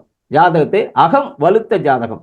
அது எப்படின்னா சார் அகம் வலுத்த ஜாதகம் அப்படிங்கிற நீங்க பாருங்க. இந்த ஜாதகர் வந்து 16/10/1977 பிறந்திருக்காரு. இப்போ வந்து 47 வயசு 1 மாசம் 12 நாள் ஆகுது. இந்த டைம் போட்டிருக்கேன் 8:20 PM போட்டிருக்கேன். பஞ்சமி வளர்ப்பறை கேட்டை இதெல்லாம் இந்த டீட்டெயில்ஸ்லாம் இருக்குது, இதெல்லாம் பார்த்துக்குங்க. அவருடைய பிறக்கும் போது அவருடைய தசாபுத்தி இங்கே கொடுக்கப்பட்டிருக்கு. தசாபுத்தி இங்கே இருக்கும். 11 மாதம் புதன் தசை, 11 வருஷம் 9 மாதம் 25 நாள் இதில் பிறந்திருக்கிறார். இதுதான் அவருடைய ஜாதகம். இப்போ பார்த்தீங்கன்னா ஒரு ஜாதகத்தை பார்த்துட்டீங்க. இப்போ பார்த்தீங்கன்னா இவருடைய இங்கே கிரக பாதச்சாரமும் இங்கே கொடுத்துருக்கோம். கிரக பாதச்சாரமும் இங்கே நம்ம கொடுத்துருக்கோம். நவாம்சம் அம்சம் ரெண்டுமே இருக்குதுங்க. இதுல வந்து பாவ நிலைகள் 12 பாவ நிலைகள்னு கொடுத்துருக்கோம் பாருங்க. இது வந்து இதுதான் சார். இப்ப இந்த 1ஆம் பாவத்து நட்சத்திராதிபதி 1ஆம் பாவ இந்த ஜாதகத்துக்கு 1ஆம் பாவ நட்சத்திராதிபதி சூரியன், உப நட்சத்திரம் சுக்கிரன், உப நட்சத்திரம் ராகு. 2ஆம் பாவத்தினுடைய நட்சத்திரம் செவ்வாய், உப நட்சத்திரம் சந்திரன், உப நட்சத்திரம் குரு. இப்படி 12 பாவத்துக்கும் இப்ப கம்ப்யூட்டர் வந்து லேப்டாப் வந்து கம்ப்யூட்டர் சாஃப்ட்வேர் எடுத்து கொடுத்துருச்சு. அப்போது 9 கிரகங்களுக்கும் சொல்லியாச்சு. கிரகம் சூரியன் வந்து செவ்வாய் சாரம், உப நட்சத்திரம் சனி, சந்திரன் புதன் சாரம், உபநட்சத்திரம் சுக்கிரன், இப்படி 9 கிரகங்களுக்கும் நம்ம பாவ நிலைகள், கிரக நிலைகள் வந்துருச்சு. இதை தான் இப்ப வந்து நம்ம சார்ட்டா போட போறோம். நீங்க பாருங்க, கிரக தொடர்புகள். சூரியன் வந்து என்ன கையில வச்சிருக்கு? மூல பாவத்துல 1, 5, 9ன்னு வச்சிருக்கு. நின்ற நட்சத்திரம் செவ்வாய் 7 வச்சிருக்கு. உபாதிபதி 3, 11 சனி வச்சிருக்கு. தொடர்புகள் 1, 3, 5, 7, 9, 11. இது மாதிரி 9 கிரகங்களுக்கும் நம்ம தொடர்புகள் கொண்டு வந்தாச்சு. அடுத்தது பாத்தீங்கன்னா பாவத் தொடர்புகள். இது சார் ரொம்ப ரொம்ப முக்கியம். இந்த பாவத் தொடர்புகளை தான் நம்ம விதி கொடுப்பனை அப்படின்னு சொல்றோம்.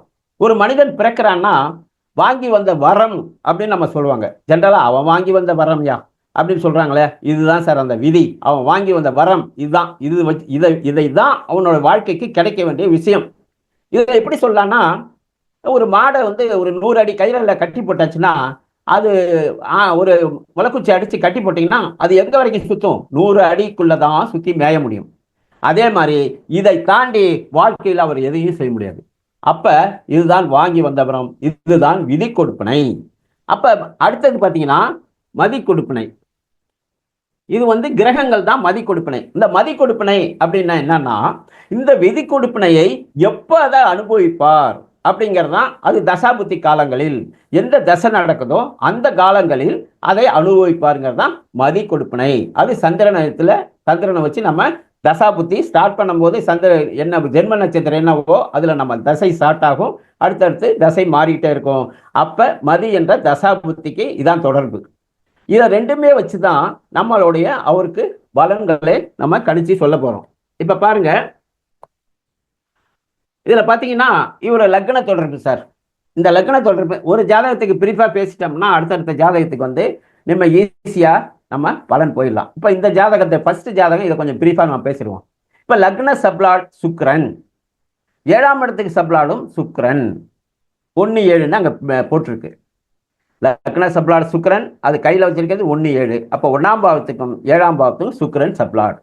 சுக்கிரன் யாரு சாரம் வாங்கியிருக்கிறது? ஒற்றைப்படை பாவமான சுக்கிரன் சூரியன் சாரம் வாங்கியிருக்கு. சூரியன் என்ன கையில வச்சிருக்கு? 1, 5, 9. அப்ப ஒரு விதி இருக்குது, ஒரு முக்கியமான விதி. ஒற்றைப்படை பாவங்கள், இரட்டைப்படை பாவங்கள் நம்ம சொல்றோம் இல்லையா, அகம் புறம்ட்டு. ஏதோ ஒரு வகையில் அகம் வந்து புறத்தை எதிர்க்கும், புறம் அகத்தை எதிர்க்கும். அவர் 2 பேருக்கும் ஆப்போசிட். அது மாதிரி சுக்கிரன் நீங்க கையில என்ன வச்சிருக்கு? 1, 7. சூரியன் என்ன வச்சிருக்கு? 1, 5, 9. அப்ப சுக்கிரன் வச்சிருக்க 1, 7ம் சூரியன் வச்சிருக்க 1, 5, 9ம் சண்டை போட்டுக்குமா? அப்ப போடாது. சுக்கிரனும் சூரியனும் இணைந்து கொள்ளுவார்கள். ஏன்னா இந்த ஒற்றைப்படை பாவங்கள், அதனால இணைச்சுக்குவாங்க. ஓகேயா? அப்ப அவருடைய ஆரம்ப காலத்தை சொல்லலாம். ஒரு சுக்கிரன் சூரியன் சாரம் வாங்கியிருக்குன்னா அவருடைய ஆரம்ப காலத்தை நம்ம சொல்லுவோம். ஒரு 15 வயசு வரைக்கும் சொல்லலாம். அப்ப 15 வயது வரைக்கும் அவர் ரொம்ப அருமையான ஒரு நல்ல வளரக்கூடிய இடத்துல அருமையா நல்ல விஷயங்கள் 1, 7, 5, 9 அவருக்கு ஆக்டிவேட் ஆகும். சிறப்பான வந்து போயிட்டு இருக்கும் 15 வயசுக்கு. அதுக்கப்புறம் என்ன நடக்குது? புதன் அங்க சப்ளாட் ஆகும். உபநட்சத்திரம், சூரியனோட உபநட்சத்திரம் புதன். அது என்ன வச்சிருக்கு? 10 கையில வச்சிருக்கு. அப்ப அகத்துக்கு இது ஒத்து வருமா? ஒத்து வராது. அகம் அங்க 10 என்பது புறம், அகம் வந்து ஒண்ணுக்கும் ஆகாது இல்லைங்களா? அப்ப இந்த புதன் 10 வச்சிருக்கு. அந்த புதனுக்கு 12ஆம் பாவமான 9, அது 1, 5, 9. ஒரு 9 மட்டும் இல்ல, இப்ப தர்மத்திரி 1, 9 சூரியன் வைத்திருப்பதால் புதனுடைய வேல்யூ இல்லாம போயிடும். அங்க ரிசல்ட் வந்து 1, 5, 7, 9ன்னு வந்துருது. ஏற்கனவே 1, 7 வந்து மூலபாவம், இது சூரியனும் சேர்ந்துச்சு. 1, 5, 7, 9 அப்படின்னுடைய அவருடைய லக்ன தொடர்பு வந்து விட்டது. அப்ப இந்த 1, 5, 9 வச்சு எப்படி சால்வ் பண்ணான்னு சொல்றது அப்படின்னா, 1 என்பது ஜாதகர், லக்னம் என்பது ஜாதகர். அப்ப 1 அவரு தொடர்பு, லக்ன பாவத்திலே 1 தொடர்பு கொண்டால் 1உடைய இப்ப காரகத்துவம் நம்ம நல்லா தெரிஞ்சிருந்தாதான் இந்த பலன் நம்ம கலரா சொல்லும். காரகத்துவத்தை நம்ம இப்ப இன்னைக்கு பேசல. லக்ன காரகத்துவம் 12 பாவத்துக்கும் காரகத்துவம் இருக்குது. கிரக காரகத்துவம் உங்களுக்கு எல்லாம் ஓரளவு தெரிஞ்சிருக்கும். அதனால இதை அப்படியே நம்ம பலனுக்கு போயிடலாம்.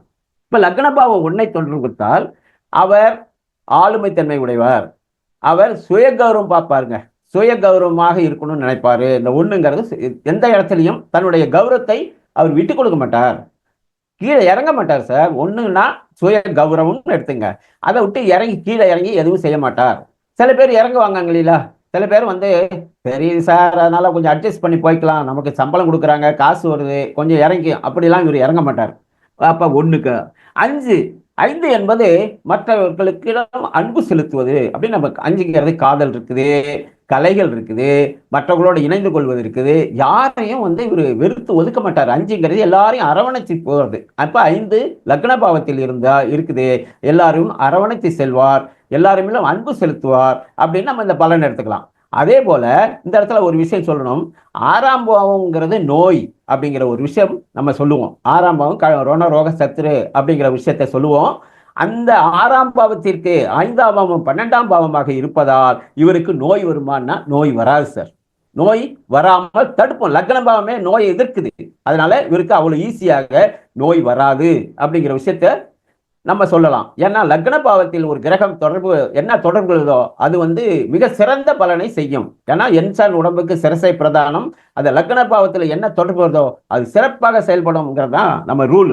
அப்ப 5 வரும்போது நோய் எதிர்ப்புங்கிறது 5ஆம் பாவம். அப்ப நோய் என்பது 6ஆம் பாவம், நோய் எதிர்ப்பு என்பது 5ஆம் பாவம்.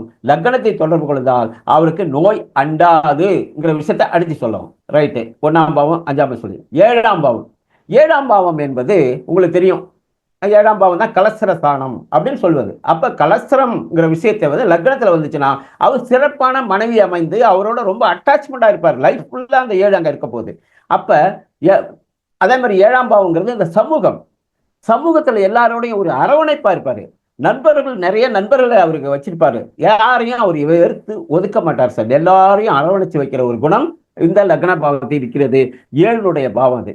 அந்த 7னுடைய சிறப்பு, இன்னொரு சிறப்பு என்னன்னா, ஒரு மனிதருக்கு வலி வேதனையை ஏற்படுத்தக்கூடிய ஒரு பாவம் என்று சொன்னால் 8ஆம் பாவம்.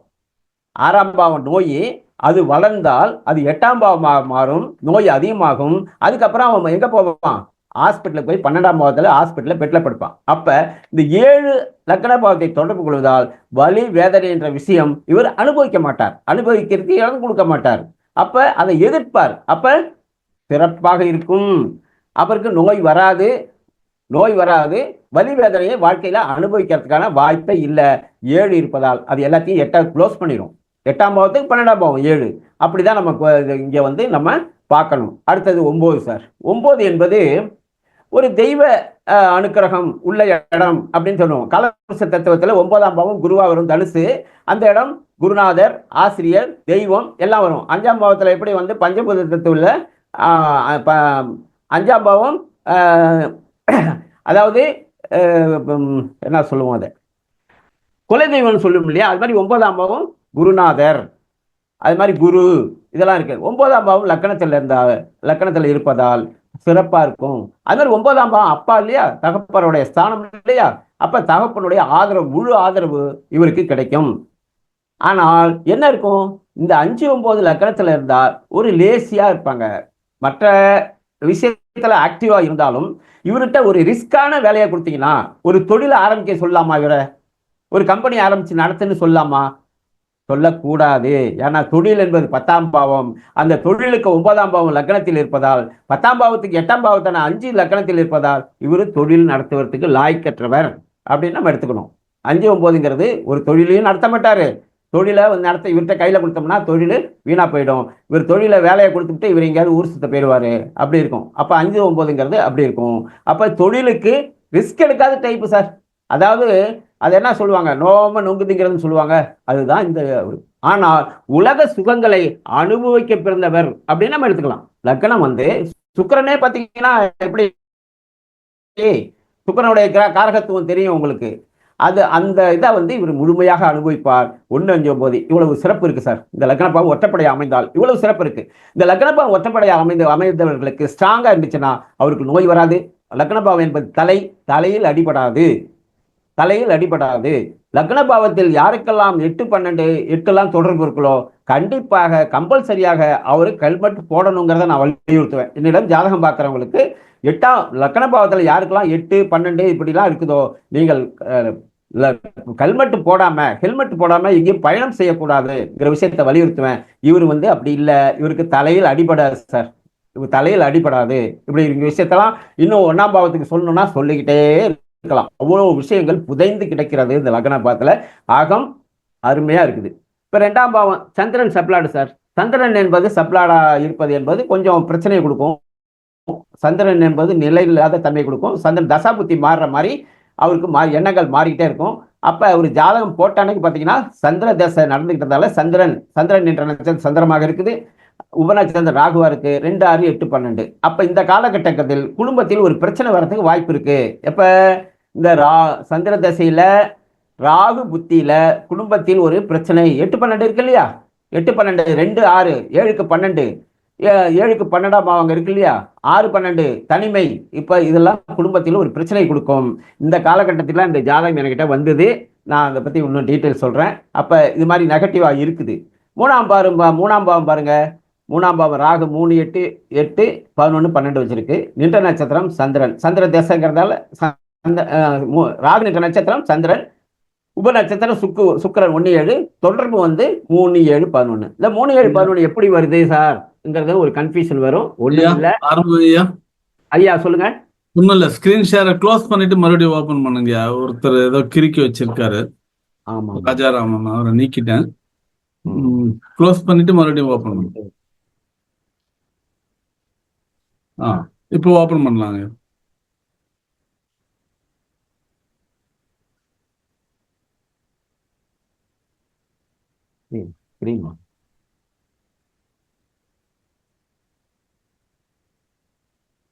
ஓகேங்க.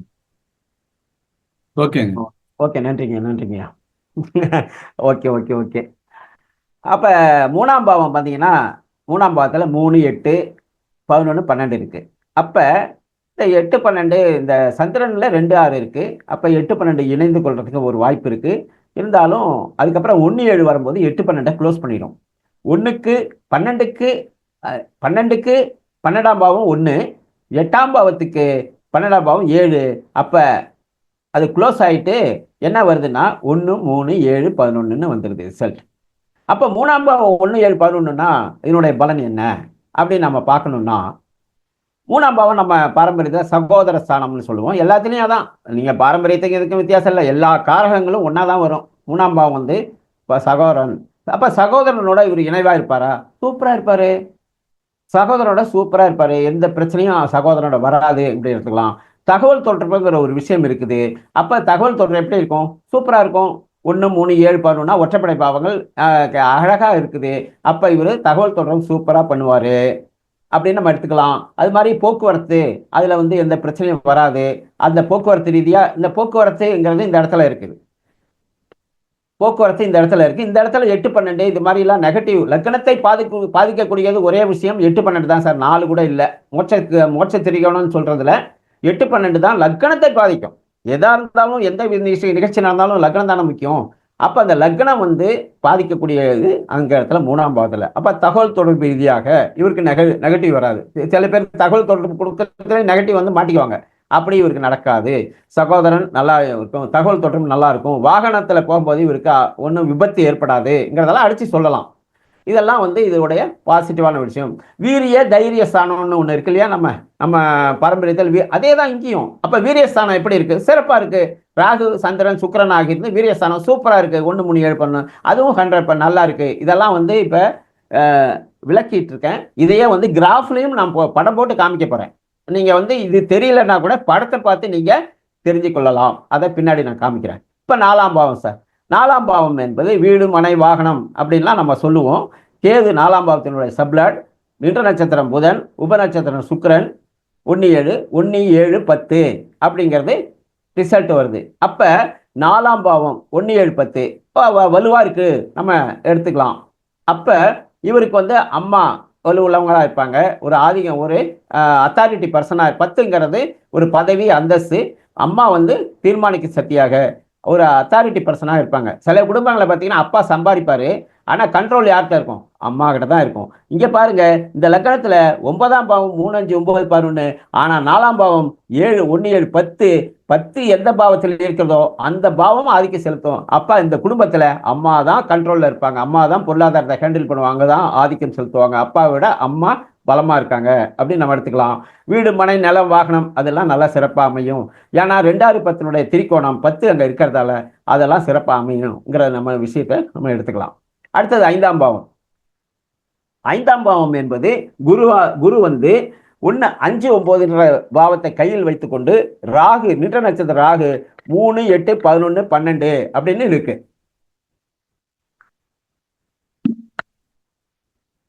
அப்ப உபநட்சத்திரம் 3 11 12. அப்ப 5ஆம் பாவம் மிக சிறப்பாக இருக்கிறது. என்னன்னா ஒரு ரூலு, இந்த சாரஜோதித்த ஒரு ரூல் என்னன்னா, ஒற்றைப்படை பாவங்களையே தொடர்பு கொண்டால் அது ரொம்ப சிறப்பு.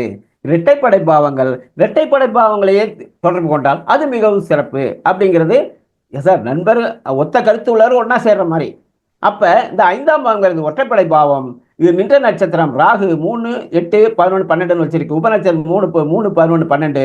ரிசல்ட் என்னன்னா 3 5 9 11. அப்ப இந்த 5ஆம் பாவங்கிறது மிக சிறப்பாக இருக்கிறது. அப்ப 3 இருக்குது. 5ஆம் பாவம் தகவல் தொடர்பு அங்க வந்ததால சிறப்பான தகவல் தொடர்பு இருக்கும். அன்பு செலுத்துவாரு, ரொம்ப சிறப்பான அன்பு செலுத்துவாரு. 9ஆம் பாவம் சிறப்பா எல்லாரையும் அரவணைச்சு பாவாரு. 11ஆம் பாவம் திருப்தி. அந்த பாவம் ரீதியாக 11ஆம் பாவத்தினுடைய காரகத்தில் ஒரு காரகம் திருப்தி அடைதல் அப்படிங்கிற விஷயம் இருக்குது. அவரு திருப்தியா அந்த பாவ ரீதியாக சிறப்பா இருக்கு அப்படி இல்லையா? இந்த இடத்துல ஒரு விஷயம் சொல்லணும். இவருடைய திருமணம் என்பது காதல் திருமணமாக அமைந்தது. ஏன் சார் 5ஆம் பாவம் அருமையா செட் ஆகிச்சு. 3 5 9 11 இவருக்கு காதல் திருமணம் நடந்ததுங்கிற விஷயத்தையும் இந்த இடத்துல சொல்லிக்கிறேன். அது போட்டோம். குடும்பம் சிறப்பாக போயிட்டு இருக்கு சார். குழந்தை பாக்கியம் 5ஆம் பாவத்தில் இருக்கு. 5ஆம் பாவம் ஒற்றைப்படை பாவங்கள் இருக்கிறதால் குழந்தை பாகத்தில் எந்தவித தடங்களும் தாமதங்களும் கிடையாது. அது மாதிரி அரவணைப்பு இல்லை மற்றவங்களோட பேசுறது போகிறது எல்லாமே சிறப்பாக இருக்கு 5ஆம் பாவம் அப்படின்னு நான் நெகட்டிவ் இல்லைல்ல, சிறப்பாக எடுத்துக்கலாம். அடுத்தது 6ஆம் பாவம் சார். 6ஆம் பாவம்ங்கிறது உத்தியோகஸ்தானம். அது 6ஆம் பாவம் ரோணரோக சத்துருன்னு சொல்ற நோய் பாவம். 6ஆம் பாவம் உத்தியோகஸ்தானம். அது மாதிரி நிறைய காரகங்கள் 6ஆம் பாவத்தில் இருக்குது. விவசாயம் 6ஆம் பாவம், உத்தியோகம் 6ஆம் பாவம், இதில் நிறைய காரகங்கள் இருக்குது. நம்ம அதுக்குள்ளே போகலை. இப்போ சந்திரன் சப்ளாட் இருந்ததால இந்த உத்தியோகம் இவருக்கு வந்து ஜென்ரலாக 6ஆம் பாவம் சந்திரனா சப்ளாக வரக்கூடாதுங்கிறது கொஞ்சம் நாம் சொல்கிற விஷயம், வலியுறுத்துகிற விஷயம். ஏன்னா உத்தியோகம் நிலையை அமையாது இல்லையா? அதாவது அந்த திசைக்கு தகுந்த மாதிரி சந்திரன் என்ற நட்சத்திரம் மாறிடும். இப்ப சந்திரன் நம்ம ஜாதகம் போட்டப்ப சந்திரன் சாரத்துல நிற்குது, சந்திர திசை நடக்குது, அங்க சந்திரன் இருக்கு. இதே செவ்வாய் திசை மாறினா செவ்வாய் அங்க உட்காந்துக்கும். சந்திரன் என்ற நட்சத்திரம் செவ்வாயாக மாறும்போது தொடர்புகள் மாறிவிடும். அப்ப ஒரு லக்னத்துக்கு எந்த ஒரு ஜாதகத்திலையும் சப்ளாடு என்பது சந்திரன் வராமல் இருப்பது மிக சிறப்பு. நிலையாக இருக்கணும்னா சிறப்பு. அப்ப உத்தியோகத்துல ஒரு மாற்றம் நிகழ்ந்து கொண்டே இருக்கும். இப்படிப்பட்டவர்களுக்கு நம்ம என்ன ஆலோசனை கூறுவோம்னா, ஒரு பிஇ படிக்கிறான், ஒரு பையன் வேலைக்காக வந்திருக்கிறான்னா இவன் ஜாதகத்தில் எப்படி இருக்குன்னா, தம்பி ஒரு வேலை கிடைச்சிருச்சுன்னா அந்த வேலையை அடிக்கடி மாத்தாதீங்க. வேலை போயிடுச்சுன்னா அப்புறம் உங்களுக்கு வேலை கிடைக்காதுங்கிற விஷயத்தை நம்ம வலியுறுத்துவோம். அதுபோல இவருக்கு ஒரு நல்ல பெரிய கம்பெனியில, இந்தியாவில் மிகப்பெரிய ஒரு நிறுவனமான ரயில்வே துறையில இவருக்கு வேலை கிடைச்சிது. அந்த வேலையில இன்னைக்கும் அவரு வயசு கம்மியாக தானே ஆகுது, இன்னைக்கு ரிட்டையர்ட் ஆகும் வேலை பார்த்துட்டு இருக்கிறார். இன்னைக்கு என்ன வயசு நான் அது வேற சொல்லிக்கிட்டு இருக்கேன். ஜாதகம் போடும்போது தான் 47 வயசு, இன்னைக்கு வயசு ஆயிருக்கும்னு நினைக்கிறேன். ரிட்டையர்ட் ஆயிருக்கிறதுக்கு வாய்ப்பு இருக்கு. ஆமா, அதனால இவருக்கு பர்மனெண்ட் வேலை பார்த்தாரு. ஆனால் மிகப்பெரிய சுகபோகியாக இருந்தார். அங்க என்ன செஞ்சாருன்னா, இவரு இந்த இடத்துல விஷயம் சொல்லணும். இவருக்கு ஏற்கனவே லக்ன பாவம் எப்படி இருக்கு, எதுக்கும் ரிஸ்க் எடுக்காத ஒரு நண்பர் அப்படின்னு சொல்லிட்டோம். இவர் என்ன பண்ணிட்டாரு, அந்த கம்பெனிலேயே ஒரு தொழிற்சங்கத்துல ஒரு பொறுப்பாளராக மாறி வேலையே செய்யறதில்லை. தொழிற்சங்கத்தில் போயிட்டாங்கன்னா வேலை செய்ய மாட்டாங்க, தெரியல, எல்லாம் நண்பர்களுக்கு தெரிஞ்சிருக்கும். அவர் பொழுது ஒழிஞ்சு போயிருப்போனா எங்கேயாவது போய் அவருடைய அட்டண்டன்ஸை போட்டுட்டு கார்டு ஸ்வீப் பண்ணிட்டு அவர் அதுக்கப்புறம் சங்க வேலையாக நான் வெளியில் போகிறேன் அப்படின்னு சொல்லிட்டு ஊர் சுத்த போயிடுவார். அப்படிதான் இவருக்கு அமைந்தது. அப்போ ஒரு நிலையான வேலையில் அமைச்சிட்டாருங்கிறதா லைஃப் ஃபுல்லாக அவர் அங்கேயே தான் இருந்தார் அப்படின்னு நம்ம எடுத்துக்கலாம். அது 6ஆம் பாவம். இந்த 6ஆம் பாவம் வலுக்கும் போது என்ன நடக்கும், அந்த காலகட்டத்தில் இந்த 7ஆம் பாவத்துக்கு 12ஆம் பாவம் வர்றதால குடும்பத்தில் சில பிரச்சனை இருக்கும். ஆனால் குடும்பத்தில் சில பிரச்சனை இருக்கும். குடும்பத்தில் பிரச்சனை வந்தது அப்பதான் என்கிட்ட இந்த ஜாதகம் வந்ததுங்கிற விஷயத்தையும் நான் இந்த இடத்துல சொல்லிக்கிறேன். அடுத்தது பேசும்போது நான் சொல்லுவோம். இப்போ 7ஆம் பாவம் சிறப்பா இருக்கு இல்லையா? 7ஆம் பாவம் சிறப்பா இருக்கு. லக்னம் அதுக்கு சப்போர்ட் பண்ணுது. கணவன் மனைவி உறவிலையோ வேற எதுலையோ வரையும் பிரச்சனை இல்லை. இவர் காதல் திருமணம் பண்ணியிருந்தாலும் கணவன் மனைவி உறவில் எந்த பிரச்சனையும் இல்லை. குழந்தை பாக்கியம் எல்லாமே சிறப்பாக இருக்கு. 9ஆம் பாவங்கிறது அப்பா வந்து லக்ன பாவத்திலேயே இருக்கிறதால அப்பாவுடையும் நல்ல இணைவாக ஒரே குடும்பமாக அவருடைய வாழ்க்கை போய் கொண்டது. இப்போ 8ஆம் பாவங்கிறது ஆயுள் ஸ்தானங்கிறத சொல்லுவோம் நம்ம. ஒரு விபரீத யோகங்களை கொடுக்கக்கூடிய ஸ்தானம். 8ஆம் பாவம் நோய் நொடிகளை கொடுக்கக்கூடிய ஸ்தானம். அது வந்து ஒற்றைப்படை பாவங்களை தொடர்பு கொண்டதால் நம்ம ஆரம்பத்தில் சொன்ன மாதிரி இவருக்கு எந்த நோயும் கிடையாது. ரொம்ப அருமையா நோய் நொடி இல்லாமல் வாழ்ந்து கொண்டிருக்கிறார். 9ஆம் பாவம் 3, 5, 9, 11 அப்பா சிறப்பாக இருக்கிறாங்க, நல்லா இருக்கிறாங்க, ரிட்டையர்ட் ஆகி இன்னை வயசும் வரைக்கும் கிட்டத்தட்ட இன்னைக்கு அவர் வயசு வந்து அவர் வந்து கிட்டத்தட்ட 80 வயசை நெருங்கியிருப்பார். அவர் எனக்கு சீனியராக இருந்தவர். அவர் இந்த மாதிரி நல்ல ஆயுளோட இன்று வரைக்கும் நடமாடிக்கு நல்ல மாதிரியாக இருந்துகிட்டு இருக்காரு. 10ஆம் பாவம் 3, 7, 11 அவர் பெரிய பதவி அந்தஸ்தெல்லாம் அவர் வேலை செய்கிற இடத்துல இல்லை. அவர் வேற வழியில் அவர் வந்து அந்த பதவி அந்தஸ்து தொழிற்சங்கத்தில் இருந்துக்கிட்டு அந்த பதவி அடைந்தார். 11ஆம் பாவம் இதுதான் சார் தொழிற்சங்கம். 11ஆம் பாவம் தான் பெரிய மாஸ் அப்படின்னு தொழிற்சங்கம், சங்க கூட்டம், இதெல்லாம் அதுவும் சிறப்பாக இருந்துச்சு. அதனால தான் அந்த பதவி கிடைச்சிது. அதுவும் சிறப்பாக போயிட்டு இருக்குது. ராகு 12ஆம் பாவம் ராகு அதுவும் 1, 3, 7, 11 அது நிறைய பயணங்கள், ஜாலியாக வெளியில் சுற்றுறது, அனுபவிக்கிறது, இதெல்லாம் இருந்துச்சு சார். அப்போ இந்த ஜாதகர் வந்து இந்த உலக சுகங்களை அனுபவிக்க பிறந்தவர்ங்கிறத நம்ம எடுத்துக்கலாம். அவருக்கு நிலையான வேலையும் கிடைச்சது, அதனால சுகமாக இருக்கிறார். சரி சார், இப்போ இந்த ஜாதகம் என்கிட்ட வந்து இந்த தேதியெல்லாம் இருக்குது. அதில் இந்த ஜாதகத்தோடைய அப்பா வந்து என்கிட்ட ஜாதகம் பார்க்குறேன். இந்த விதத்தில் ஒரு விஷயம் நான் சொல்லி ஆகணும். ஜாதகத்தை பார்க்குறாரு. நான் ஜாதகத்தை அப்போ வந்து பார்த்தீங்கன்னா உங்களுக்கு ஒரு விஷயம் நாம சொல்லணும். இந்த ஜாதகம் பார்த்த டேட்டு பார்க்கணும்னா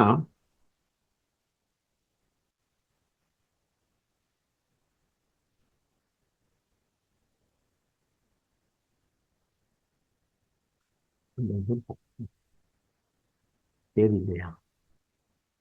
தேதி ஜாதகம் பார்த்த தேதியில ஓகே ஓகே ஓகே விடுங்க சார். இந்த ஜாதகம் வந்து அவங்க அப்பா வந்து என்கிட்ட பார்க்குறாரு.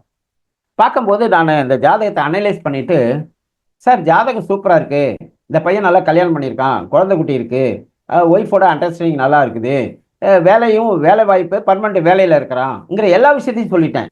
எல்லாம் சொல்லிட்டு நல்லா தானே இருக்கு சார், என்ன விஷயம் நீங்கள் ஜாதகம் பார்க்க வந்திருக்கிறீங்க அப்படின்னு. அவர் என்ன சொல்றாரு, சார் நல்லா பார்த்து சொல்லுங்க சார் அப்படிங்கிறாரு. சார் நல்லா பார்த்தாலும் இதான் சார் ரிசல்ட். ஜாதகம் சிறப்பான ஜாதகம். நம்மக்கிட்ட ஜாதகம் வர்றது ஒன்று கல்யாணம் ஆகலை, குழந்தை இல்லை, வேலை வாய்ப்பு சரியான வேலை இல்லை, அல்லது நோய் வாய்ப்பட்டிருக்காங்க, இப்படி ஜாதகம் தானே வரும். இந்த ஜாதகத்தில் எதுவுமே இல்லையே. நல்ல ஜாதகமாக இருக்குது, நல்ல கல்யாணம் நடந்திருக்குது, குழந்தை பாக்கியம் இருக்குது, நல்ல வேலையில் இருக்கான். ஆமாம் சார் நல்ல வேலையில் இருக்கான். எல்லாமே சிறப்பாக இருக்கும்போது எதுக்கு சார், என்ன சார் எனக்கு எனக்கே வந்து கன்ஃபியூஸ் ஆகுது, என்ன பிரச்சனைக்காக வந்திருப்பாங்கன்ட்டு. அவர் என்ன சொன்னார்னா, சார் நல்லா பாருங்கன்ட்டு கடைசியில் ஒரு வார்த்தை சொன்னார், சார் குடும்பம் எப்படி இருக்குன்னு பாருங்கன்னாரு. அப்பதான் எனக்கு பொறி தட்டுச்சு. ஆஹா, இந்த ஜாதகர் உலக இன்பங்களை அனுபவிக்க பிறந்தவர். லக்ன பாவத்திலேயே 5 இருக்கு, 1 இருக்கு, 5 இருக்கு, 7 இருக்கு, 9. 5 காதல், 7 திருமணம், 9 கள்ளக்காதல், 2வது திருமணம் அப்படிங்கிற ஒரு விஷயம் 9 சொல்லும். அப்ப குடும்பத்தில் பிரச்சனை என்ன, இந்த பையன் ஏதோ காதல் பொண்டாட்டியை விட்டுட்டுன்னா பொண்டாட்டி இருக்கும் பொழுது இன்னொரு 2வது தொடர்போட இந்த பையன் இருக்கிறான் சார் அப்படின்னு அடிச்சாங்க ஒரு பாயிண்ட். இதுதான் சார் அவர் வந்து ஒரு குழு கொடுத்தாரு, குடும்பம் எப்படி இருக்கு அப்படின்னு பார்க்க சொன்னாரு. அப்ப இந்த பையன் வந்து ஒரு 2வது ஒரு பெண்ணோட மனைவி இருக்கும் பொழுதே 2வது பெண்ணுடன் தொடர்பில் இருக்கிறான். அதான் சார் விஷயம் அப்படின்னா. ஆமா, அவர் ஒத்துக்கிட்டார். சார் அதான் சார் பிரச்சனை, அந்த பையன் வந்து 2வது ஒரு தொடர்புல இருக்கான். அந்த தொடர்பு வந்து இருக்குமா, போயிருமா, கட்டாயிருமான்னு சொல்லுங்க அப்படின்னாரு. நான் சொன்னேன் அதெல்லாம் போகாது சார், அவர் வந்து லக்ன பாவத்திலே 9 இருக்கு, 9ஆம் பாவம் கெடலை, அதனால தொடர்பு போகாது. இன்னொரு விஷயத்தையும் நான் இங்கே உங்களுக்கு சொல்றேன், இவனுக்கு இந்த பொண்ணு இல்லாம இன்னொரு பொண்ணும் தொடர்புல வரப்போகுது அப்படின்னா. சார் என்ன சார் இப்படி போட்டு உடைக்கிறீங்க, என்ன சார் இதுக்கே நான் வந்து ஏதாவது பரிகாரம் பண்ணலாமா, ஏதாவது மந்திர மாயம் பண்ணி இவனை பிரிக்க முடியுமா அப்படின்னு பார்க்குறேன், நீங்கள் வேற அப்படின்னாரு. இல்லை அதெல்லாம் பண்ண முடியாது, நீங்கள் ஒன்றும் பண்ண முடியாது, இதை விட்டு விடுங்கள். ஏன்னா சில பேர் இது மாதிரி 2வது தொடர்புக்கு போகும்போது அவங்களுக்கு சில சமூகத்தில் சில பிரச்சனைகள் வர்றதுக்கு வாய்ப்பு இருக்கு. உயிருக்கே ஆபத்தாகலாம் முடியும். ஆனால் இந்த ஜாதகத்தை பொறுத்த வரைக்கும் உயிர் ஆபத்து வராது. கிரகங்கள் அனைத்தும் இவருக்கு சப்போர்ட்டா இருக்குது. நீங்க பாட்டில் கண்டுக்காம விட்டுருங்க. நீங்க வந்து அதனால எந்த பாதிப்பும் வராது. அவன் நல்ல பையன், அவன் ஏதோ அவனுக்கு வாய்ப்பு இந்த பிரபஞ்சம் அவனுக்கு கொடுத்துருக்கான், அனுபவிச்சு போறான், விட்டுருங்கன்னா அவங்க அப்பா கேட்கல.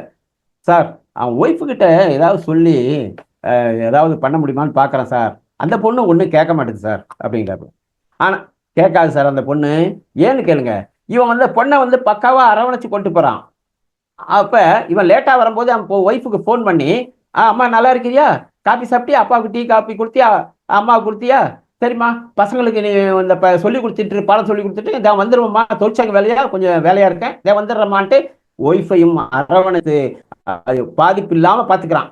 அங்கே பாருங்க, லக்ன பாவம் 7 கையில் வச்சிருக்கா இல்லையா, 5 கையில் வச்சிருக்க. அவன் அன்பு மழை பொழிஞ்சு ஒய்ஃபையும் கரெக்ட் பண்ணி வச்சுக்கிறான். அந்த 2வது தொடர்பு அது கண்டினியூ ஆகிட்டு தான் இருந்தது. நான் சொன்ன மாதிரி எந்த காலகட்டத்தில் அந்த 3வது தொடர்பு வரும் அப்படின்னு நான் சொன்னேன்னா, குரு புத்தியில் அந்த 3வது தொடர்பு வரும்னு சொன்னேன். அப்போ அவரும் வந்து சொன்னார், சார் ஐயா 3வதும் நீங்கள் சொன்னது தான் நடந்ததுன்னாரு. அப்போ 11 இருக்குது. அதுக்கு அடுத்தது அது வாழ்க்கை முழுக்க இவனுக்கு இப்படி தான் இருக்குது இந்த ஜாதகம். அந்த அளவுக்கு நமக்கு இந்த தொடர்புகள் நமக்கு காமிச்சுதுங்கிறத நான் சொல்லிக்கிறேன். இதில் வந்து பார்த்தீங்கன்னா சிறப்பாக இந்த நம்ம தான் கொண்டு போகிறோம்.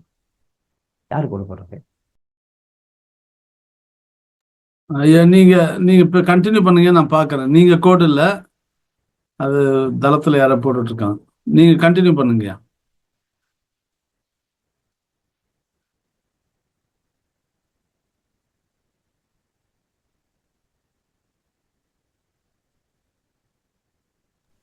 இல்லை, அதுக்கு ஜாதகமே வேணும் எனக்கு. வெளியே போயிட்டு வா. போங்க.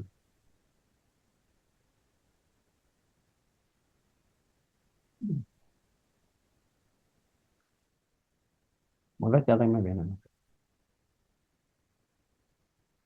போகல.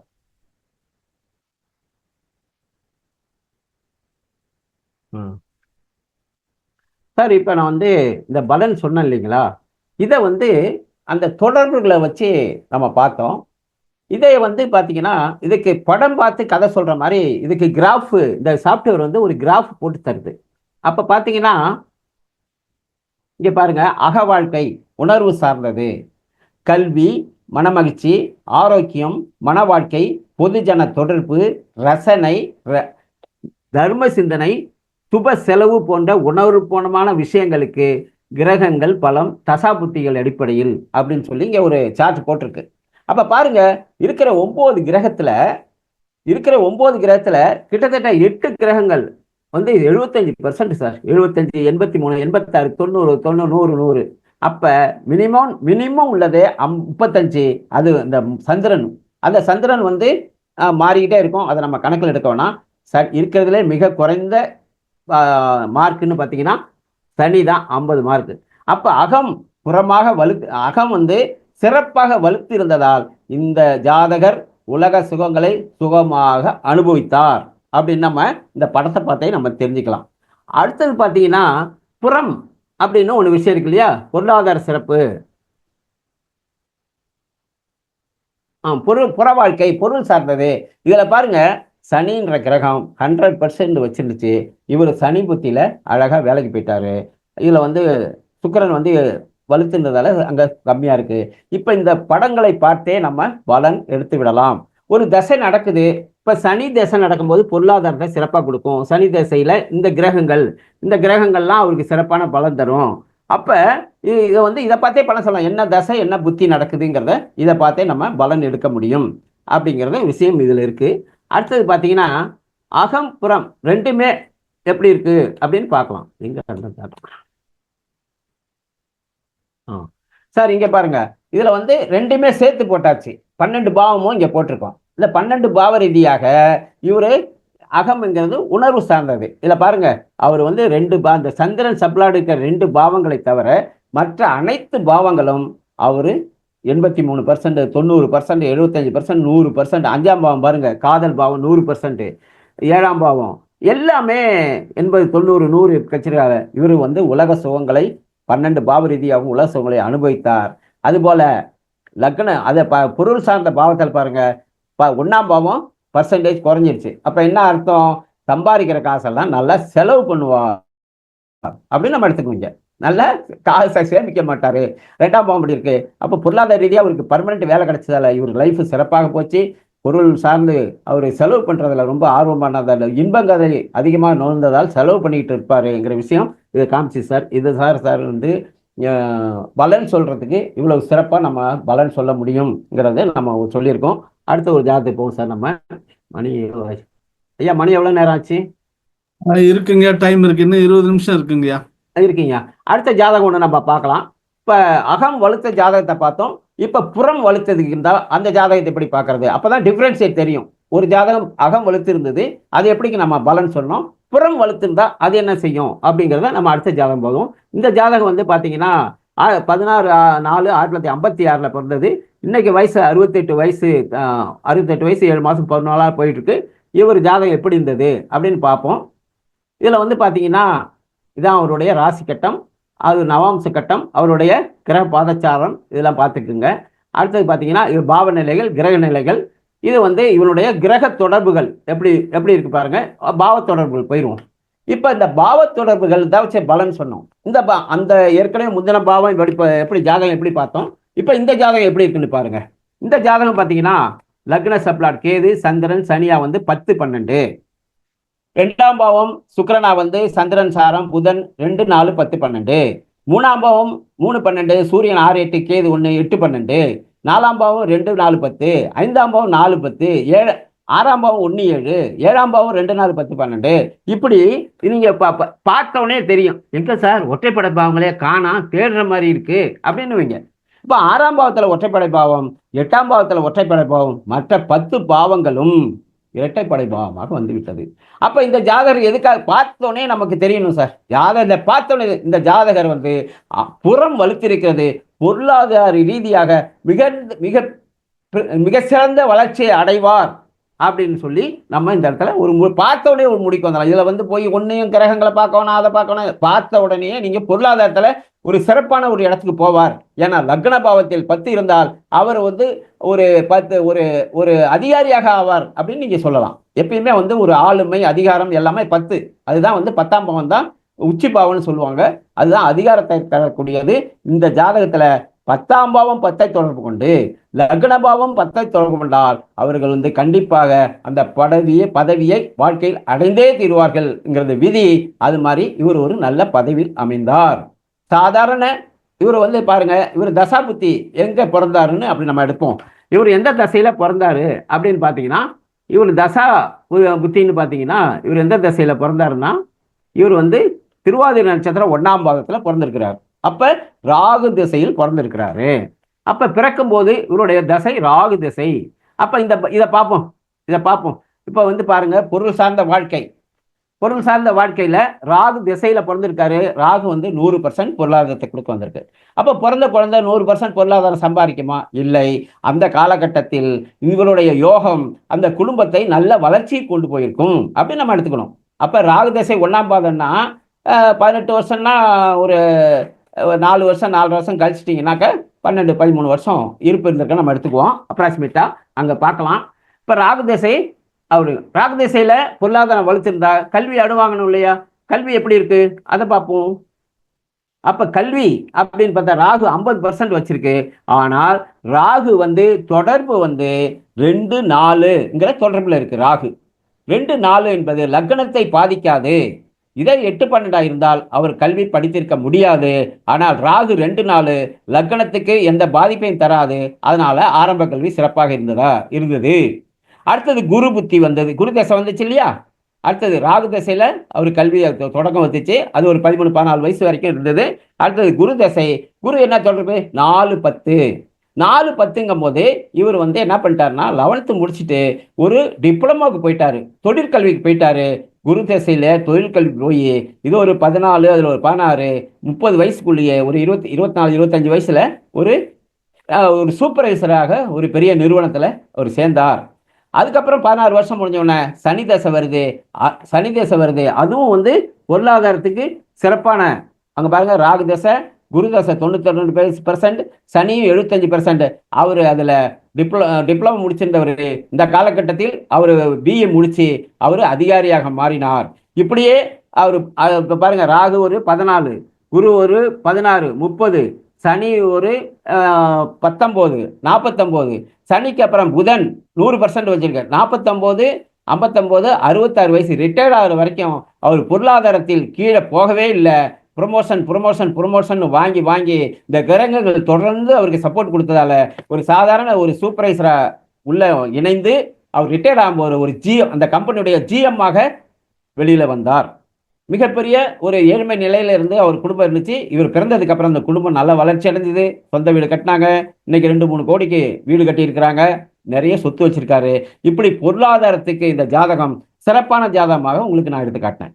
எப்படி அந்த ஜாதகம் ஃபர்ஸ்ட் போட ஜாதகம் அகம் சார்ந்த விஷயங்களுக்கு சிறப்பாக இருந்ததோ, இந்த ஜாதகம் பொருளாதாரத்துக்கு ஒரு சிறந்த ஜாதகமாக நான் வந்து எடுத்துக்கொண்டேன்.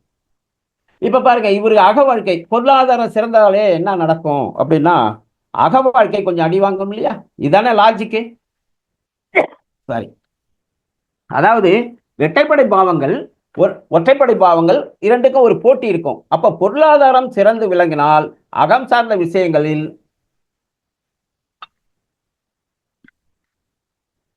ஐயா சாரிங்க, அகம் சார்ந்த விஷயங்களுக்கு கொஞ்சம் ஒரு மந்த நிலை ஏற்படும். பொருளாதாரத்தில் மிகச்சிறந்த ஒரு உச்சநிலை அடைந்த இவருக்கு அகம் சார்ந்த விஷயத்தில் குழந்தை பாக்கியம் இல்லாமல் இருந்தது. அவருக்கு குழந்தை பாக்கியம் கிடைக்காம மிகப்பெரிய அதில் வந்து செலவு பண்ணி போராட்டம் நடத்தி அதுக்கப்புறம் வந்து அவர் வந்து சென்னையில் உள்ள மிகப்பெரிய சிறந்த டாக்டர், அன்னைக்கு வந்து உங்களுக்கு தெரியும் ஒரு டாக்டர், சிறந்த டாக்டர், அந்த டெஸ்ட்லாம் பண்ணுறவங்க அவங்கள்ட்ட போய் ட்ரீட்மெண்ட் எடுத்து தான் அவருக்கு ஒரு ஆண் குழந்தை பிறந்தது. எந்த அளவுக்கு ஜாதகம் வந்து சிறப்பாக இருக்கு பாருங்க. அகம் வலுத்தால் அவருக்கு குழந்தை பாக்கியம் மற்ற எல்லாம் கிடைக்குது, புறம் வளர்த்தால் அகம் கொஞ்சம் அடி வாங்குதுங்கிற விஷயத்துல இவருக்கு குழந்தை பாக்கியம் கிடைக்கவில்லை. அப்புறம் போராடி ஒரே ஒரு ஆண் குழந்தை அவருக்கு பிறந்தது. இன்னைக்கு அந்த பையன் வந்து நல்ல நிலையில இருக்கிறான். இதுதான் சார். இப்ப 2 ஜாதகம் பார்த்தாச்சு. அகம் வலுத்த ஜாதகம், பொருளாதாரம் வலுத்த ஜாதகம் 2 பார்த்தாச்சு. பொருளாதார ரீதியாக சிறப்பு இல்லைங்கிற இன்னொரு ஜாதகத்தை பார்ப்போம். இங்க பாருங்க, இந்த ஜாதகம் வந்து இப்ப பண்ணிட்டு மறுபடியும் ஓபன் பண்ணுங்கயா. திருப்பி வச்சிருக்காங்க. க்ளோஸ் பண்ணிட்டு அப்புறம் ஓபன் பண்ணுங்க. க்ளோஸ் பண்ணிட்டு ஓபன் பண்ணுங்க.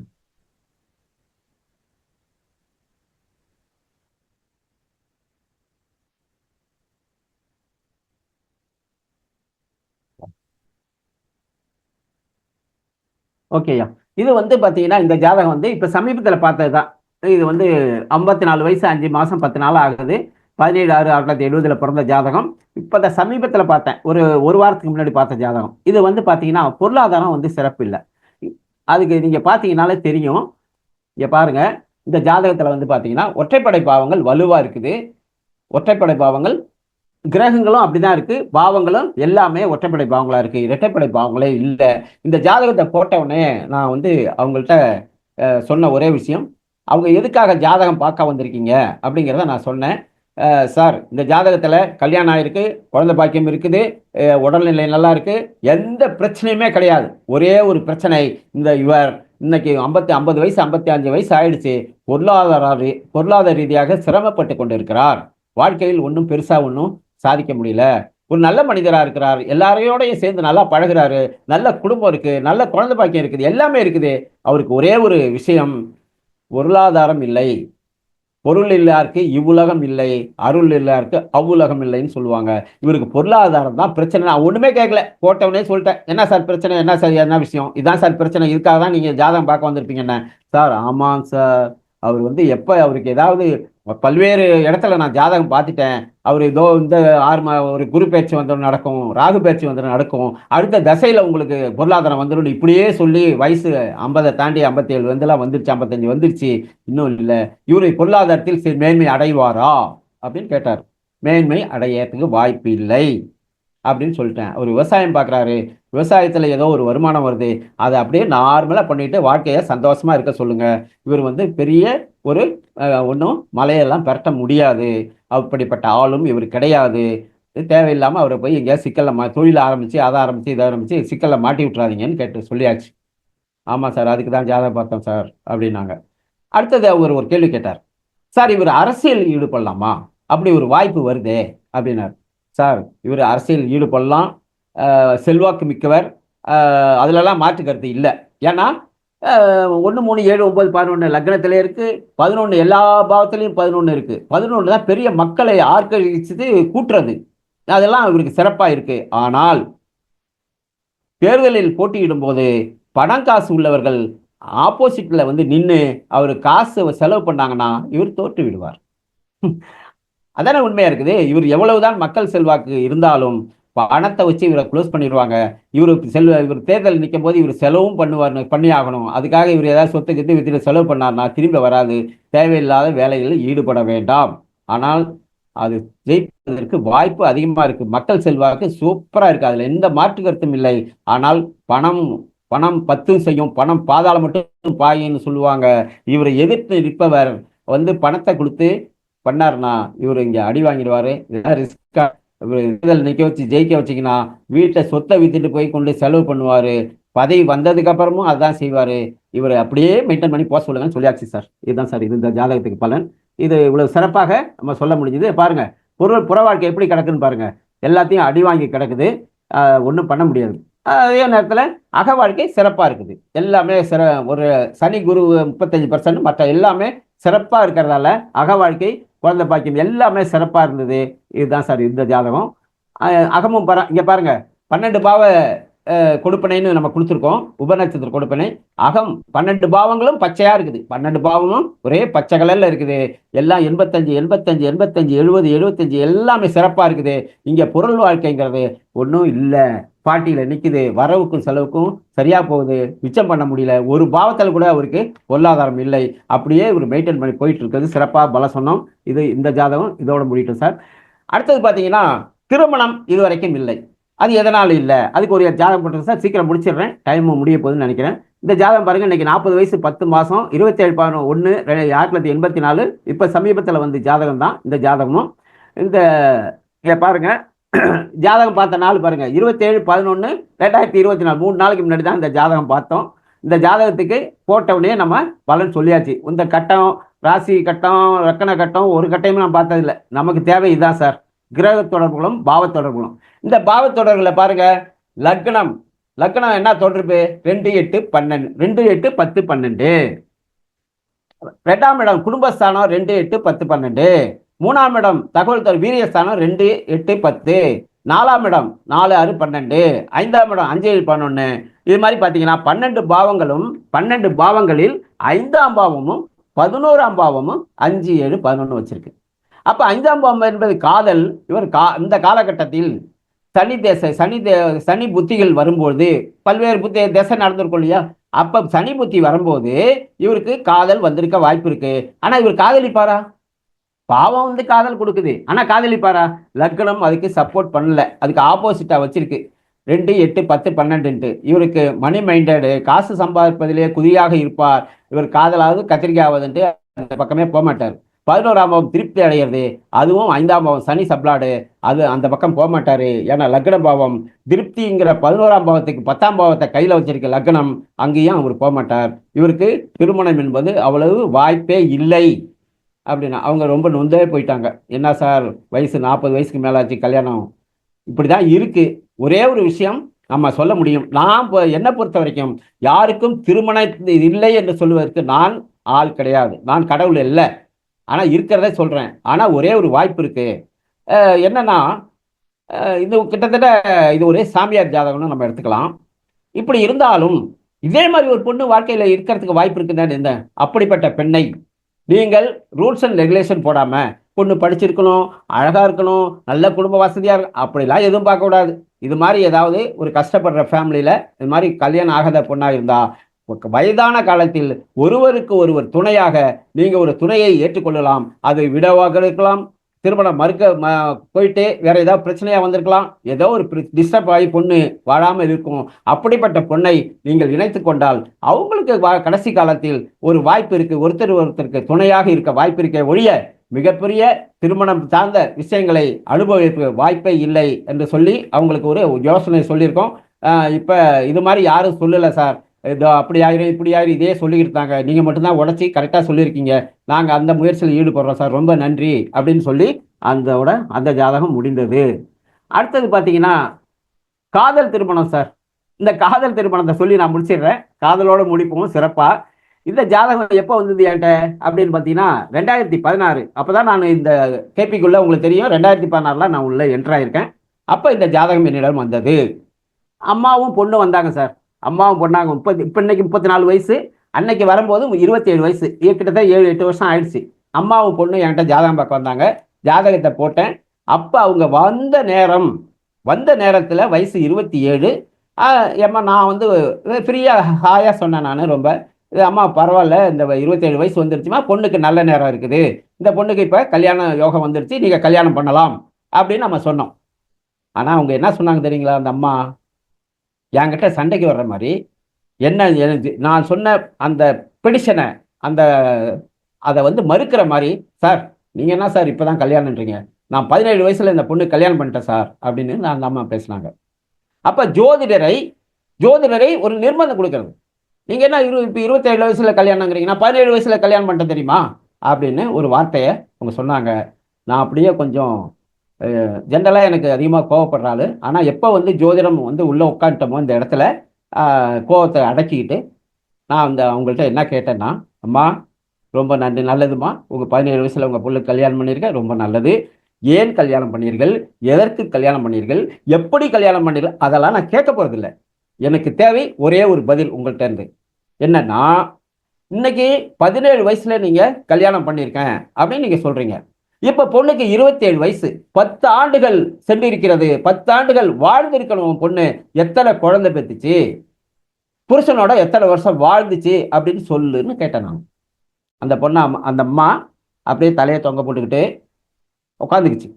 நான் கேட்டேன், என்னம்மா இப்போ நெஞ்சை நிமித்திக்கிட்டு என்ன அப்படி பேசுனீங்க, 17 வயசுல கல்யாணம் பண்ணிட்டேன்னு பேசுனீங்க, இப்போ சொல்லுங்க பதில் அப்படின்னா, டைவர்ஸ் ஆயிடுச்சு சார் அப்படின்னுச்சு. குரல் எங்கே போயிடுச்சு, இப்போ கீழே போய் டைவர்ஸ் ஆயிடுச்சு சார். நான் அப்போதான் சொன்னேன், ஏம்மா நாங்கள் இதெல்லாம் பார்த்துட்டு தானே சிறு வயதில் 17 வயசுல, இப்போ 20 வயசுல, 22 வயசுல, 23 வயசுல கல்யாணம் ஆனால் இது கல்யாணம் டைவர்ஸ் ஆயிரும், அதெல்லாம் நடக்கலை. 27 வயசுல வந்து உட்காந்துருக்கீங்க, இப்போ நேரம் நல்லா கல்யாணம் பண்ணுங்கன்னு சொன்னால் நான் 17 வயசுல கல்யாணம் பண்ணிட்டேன்னு சொல்லி இன்னும் பொண்ணு வாழ்ந்த மாதிரி பேசிட்டு இருக்கீங்க. இந்த இடத்துக்கு வந்தோம்னா தெய்வ அம்சம் நிறைந்த இடம். ஜோதிடம் என்பது தெய்வத்துக்கு அடுத்த நிலையில் இருக்கிற இடம். இங்கே வந்து உங்களுக்கு என்ன வேணும்னு கேட்டிங்கன்னா அது கிடைக்கும். நீங்கள் வந்து ஜோதிடரை சோதிக்கிறதோ ஜோதிடரை இழிவுபடுத்துறதோ அப்படி இருந்தால் உங்களுக்கு அது கிடைக்காது அப்படின்னா அந்த அம்மா மன்னிப்பு கேட்டுட்டு, ஐயா நீங்கள் வந்து தெரியாமல் பேசிட்டீங்கன்னாங்க. இதை பார்த்து கொண்டு இருக்கும் போதே நான் ஒரு விஷயத்தை நான் ஜாதகத்தை அப்படியே அனலைஸ் பண்ணிட்டு தானே இருக்கேன். அப்ப எனக்கு ஒரு விஷயம் என் கண்ணில் தென்பட்டது. என்னன்னா, அன்னைக்கு ஜாதகம் பார்க்கிற அன்னைக்கு சனி புத்தி நடந்து கொண்டிருக்கிறது. சனி புத்தி நடந்துகிட்டு, சனி எத்தனாம் பாவத்துக்கு சப்ளாடு, 4ஆம் பாவத்துக்கு, 5ஆம் பாவத்துக்கு, 10ஆம் பாவத்துக்கு, எத்தனை பாவத்துக்கு சனி சப்ளாடா வந்து புத்தி நடத்தி கொண்டிருக்கிறது. இவங்க பாருங்க, 5ஆம் பாவம் காதல், 5, 7, 11 சிறப்பா இருக்கா இல்லையா? லக்ன பாவம் கொஞ்சம் 4 இருந்தா கூட இது வந்து பாத்தீங்கன்னா இந்த கிரகத்தில் பாருங்க சனி என்ன கையில் 5, 7, 11 வச்சிருக்குது. அப்ப இந்த பொண்ணு இப்ப நான் வந்து அந்த அம்மாட்ட கேட்டது, ஏமா ஒரே விஷயம் சொல்லுங்க, இந்த பொண்ணு இப்ப லவ் பண்ணிட்டு இருக்கு, உண்டா இல்லையான்னு சொல்லுங்க அப்படின்னு கேட்டேன். ஒருத்தர் மூஞ்சியை பார்த்துக்க, பொண்ணு அம்மாவும் ஒருத்தர் மூஞ்சியை பார்த்துறாங்க. சொல்லுமா, 5ஆம் வீட்டு சப்ளாடு புத்தி நடத்தி கொண்டு இருக்கிறது, 5, 7, 11 சிறப்பா இருக்கு, இந்த பொண்ணு இப்ப காதல் பண்ணி கொண்டு இருக்கிறது, உண்டா இல்லையா அப்படின்னு கேட்டவனே அந்த அம்மா அப்புறம், ஆமா சார் இந்த பொண்ணு இப்ப லவ் பண்ணிக்கிட்டு இருக்கு அப்படின்னா. அப்ப ஜோதிடம் எந்த அளவுக்கு சிறப்பா இருக்கு பாருங்க. 5ஆம் பாடம் புத்திநாதன் புத்தி நடத்தி கொண்டு இருக்கும் போது அது இங்க காதல் நடக்கிறது. அப்ப சொன்னேன், ரைட்டு, இந்த பொண்ணுக்கு காதல் திருமணம் தான் சிறப்பாக இருக்கும். ஏன் அப்படின்னா, காதல் பாவத்துல தான் திருமணம் இருக்குது, அங்கதான் திருப்தி இருக்கு. 7ஆம் பாவம் திருமணம், 11ங்கிற திருப்தி. அப்ப காதல் பாவம் ரீதியா கல்யாணம் நடந்தாலும் திருப்திகரமா இருக்கும். 11ஆம் பாவமும் வலுவாக இருக்கிறது, அது திருப்தியாக இருக்குன்னு சொன்னோம். அதுக்கப்புறம் அந்த பையன் ஜாதகத்தை கேட்டு வாங்கி இம்மிடியட்டா பொருத்தம் பார்த்தோம். பொருத்தம் சிறப்பான பொருத்தமாக இருக்கிறது. இந்த பொண்ணு ஜாதகத்தை விட அந்த பையன் ஜாதகம் மிக சிறப்பாக இருந்தது. அவங்களுக்கு இந்த பையனையே கல்யாணம் பண்ணி கொடுங்க. ஆனால் திருமணத்துக்கு பிறகு பிரச்சனைன்னு வந்தா உன் பொண்ணாலதான் வரும், அந்த பையனால வராது. பையன் தங்க கம்பியா இருக்கிறான், அருமையான பையன், இது தேடினாலும் கிடைக்காது, அருமையான பையன் இருக்கான், இவரையே கல்யாணம் பண்ணி கொள்ளுங்கள் என்ன சொன்னோம். இன்னைக்கு கல்யாணம் பண்ணிட்டு குழந்தை குட்டியோட நல்லா வாழ்ந்து கொண்டு இருக்கிறார்கள். ஐயா டைம் சரியா வச்சா? ஐயா கரெக்டா 12:30. முடிச்சிடலாமா? நீங்க நிறைவு ஏதாவது சொல்லி பூர்த்தி பண்ணிக்கலாங்க. நம்ம கேள்வி நேரத்துக்கு போயிடலாங்க. கண்டிப்பாங்க. இதுவரை வந்து இன்னும் 2 ஜாதகம் கூட இருக்குது. நான் வந்து இது போதும். இதோட முடிச்சுக்கிறேன். ஓகேங்கய்யா. இதுவரையும் சிறப்பா என்னால முடிஞ்ச வரைக்கும் இந்த இந்த உயர்கணித சார ஜோதிடம் முறையில ஜோதிடர் எப்படி பார்க்கறது, இதுவரைக்கும் 5000 ஜாதகம் பார்த்துருக்கிறேன். எதுவும் எனக்கு வந்து எந்த டிஸ்டர்பன்ஸ் இல்ல. வந்தவங்களுக்கு திருப்தியா இன்ன வரைக்கும் நான் கஸ்டமரை என்கிட்ட ஒருத்தர ஜாதகம் பார்த்தவங்க என்னை விட்டு விலகவே மாட்டாங்க. அந்த அளவுக்கு கிளாரிட்டியோட அவங்களுக்கு லைஃப்பை நம்ம பிரித்து அழகாக கொடுக்குறோம். சிறப்பாக போயிட்டு இருக்குது. இது வரைக்கும் வந்த கஸ்டமர் ஒருத்தவங்க கூட என்னை விட்டு விலகி போகலை. இன்னை வரைக்கும் ரெஃபர் தான் கொடுத்துட்டு இருக்காங்க. ஐயா கிட்ட போங்க, சிறப்பாக அவர் வந்து உங்களுக்கு சொல்லி தருவார் அப்படிங்கிற முறையில் நிறைய வந்துகிட்டு இருக்கிறாங்க. இந்த இந்த நேரத்தில் சில நான் ஆரம்பத்திலே சொன்ன மாதிரி ஈரோடு கோபையா, மதுரை பொன்னையா சுவாமிகள், திருப்பூர் கோபாலகிருஷ்ண ஜிகே ஐயா, இது போன்ற பெரியவர்கள், ஜாம்பவான்கள், அவங்கெல்லாம் ஜோதிட ஜாம்பவான்கள், மிகப்பெரிய ஜோதிடர்களாக இருக்கிறாங்க. அவங்களுடைய வழிகாட்டுதலையும் ஜென்ரலாக பார்த்தீங்கன்னா இந்த சார ஜோதிடத்தில், உயர்கணித சார ஜோதிடத்தில் பரிகாரங்கள் சிறப்பாக வந்து இல்லைன்னு சொல்லுவாங்க. ஆனால் நான் பரிகாரத்தை கொட்டையசாமிகள் சொன்ன அந்த பரிகாரங்களையும், ஈரோடு கோபையா பரிகாரங்களையும், ஜிகே ஐயா பரிகாரத்தெல்லாம் நம்ம சொல்லிட்டு இருக்கோம். தொடர்ந்து அவங்கள்ட்ட மானசீக குருவாக ஏற்றுக்கொண்டு அவர்களை படித்துக் கொண்டிருக்கிறேன். ஆனால் சார ஜோதிடம் சிறப்பாக கை கொடுக்கிறது. வந்தவங்களுக்கு சும்மா எக்ஸ்ரே ஸ்கேன் பண்ண மாதிரி, எக்ஸ்ரே எடுத்த மாதிரி அவங்களுக்கு பலன் சொல்வதற்கு இது பயன்படுகிறது என்று சொல்லி இதுவரை கேட்டு மகிழ்ந்த உங்கள் அனைவருக்கும் நன்றி சொல்லி, வணக்கத்தை சொல்லி, இப்ப ஐயா வந்து ஏதோ கேள்வி கேளுங்க. எனக்கு என்ன தெரியுதோ, என்ன நான் புரிஞ்சிருக்கணும், அதை உங்களோட பகிர்ந்துக்கிறேன். கேள்வி ஆரம்பிக்கலாங்க ஐயா. சரிங்க. நம்ம நிகழ்ச்சியை பற்றி நம்ம அருள்வேல் ஐயா இணைப்புல இருக்காங்க, வெங்கடேசன் ராமசுப்பையா இணைப்புல இருக்காங்க. ஐயா, உங்களுடைய வெங்கடேஸ்வரன் ஐயா, உங்க மேலான கருத்துக்களை சொல்லுங்க ஐயா. அருவி அருவி அருவி அருவி கொட்டியிருக்கு. புயல் புயல் அடிச்சு ஓஞ்சிருக்குது, அருவி கொட்டியிருக்கு. ஆக்சுவலி அதாவது நான் இது வரைக்கும் எனக்கு படிக்க முடியாத ஒரு ஜோதிடமாக கேபி சிஸ்டம் தான். நான் அதில் எனக்கு அவ்வளோ புலமை கிடையாது, அவ்வளோ நான் படித்ததில்லை. ஆனாலும் இன்னைக்கு அவருக்கு சொன்னது வச்சுட்டு சரி அதுலேயும் கொஞ்சம் தான் போய் பார்ப்போமே அப்படின்னு ஒரு சின்ன ஒரு ஆசையும் வந்திருக்கு. இன்னும் ஃபர்தர் அதை படிப்போம். ஆனால் உண்மையிலேயே அருவி மாதிரி கொட்டியிருக்காருங்க. உண்மையிலேயே அவர் போகிற ஸ்பீடுக்கு என்னால் பிக்கப் பண்ண முடியல. உண்மையிலே அது சொல்லணும்னா அது ஒன்று கொஞ்சம் ஸ்பீடை கம்மி பண்ணியிருந்தா இன்னும் கொஞ்சம் என்ன மாதிரி ஆளுகளுக்கு கொஞ்சம் ஏறி இருக்கும். ரொம்ப ஃபாஸ்ட்டாக போனார். கொஞ்சம் நிறுத்தி நிதானம் போயிருந்தாருன்னா இன்னும் கொஞ்சம் நல்லா இருக்கும். அவருடைய ஆய்வு எல்லாம் மிகச்சிறப்பாக இருந்தது.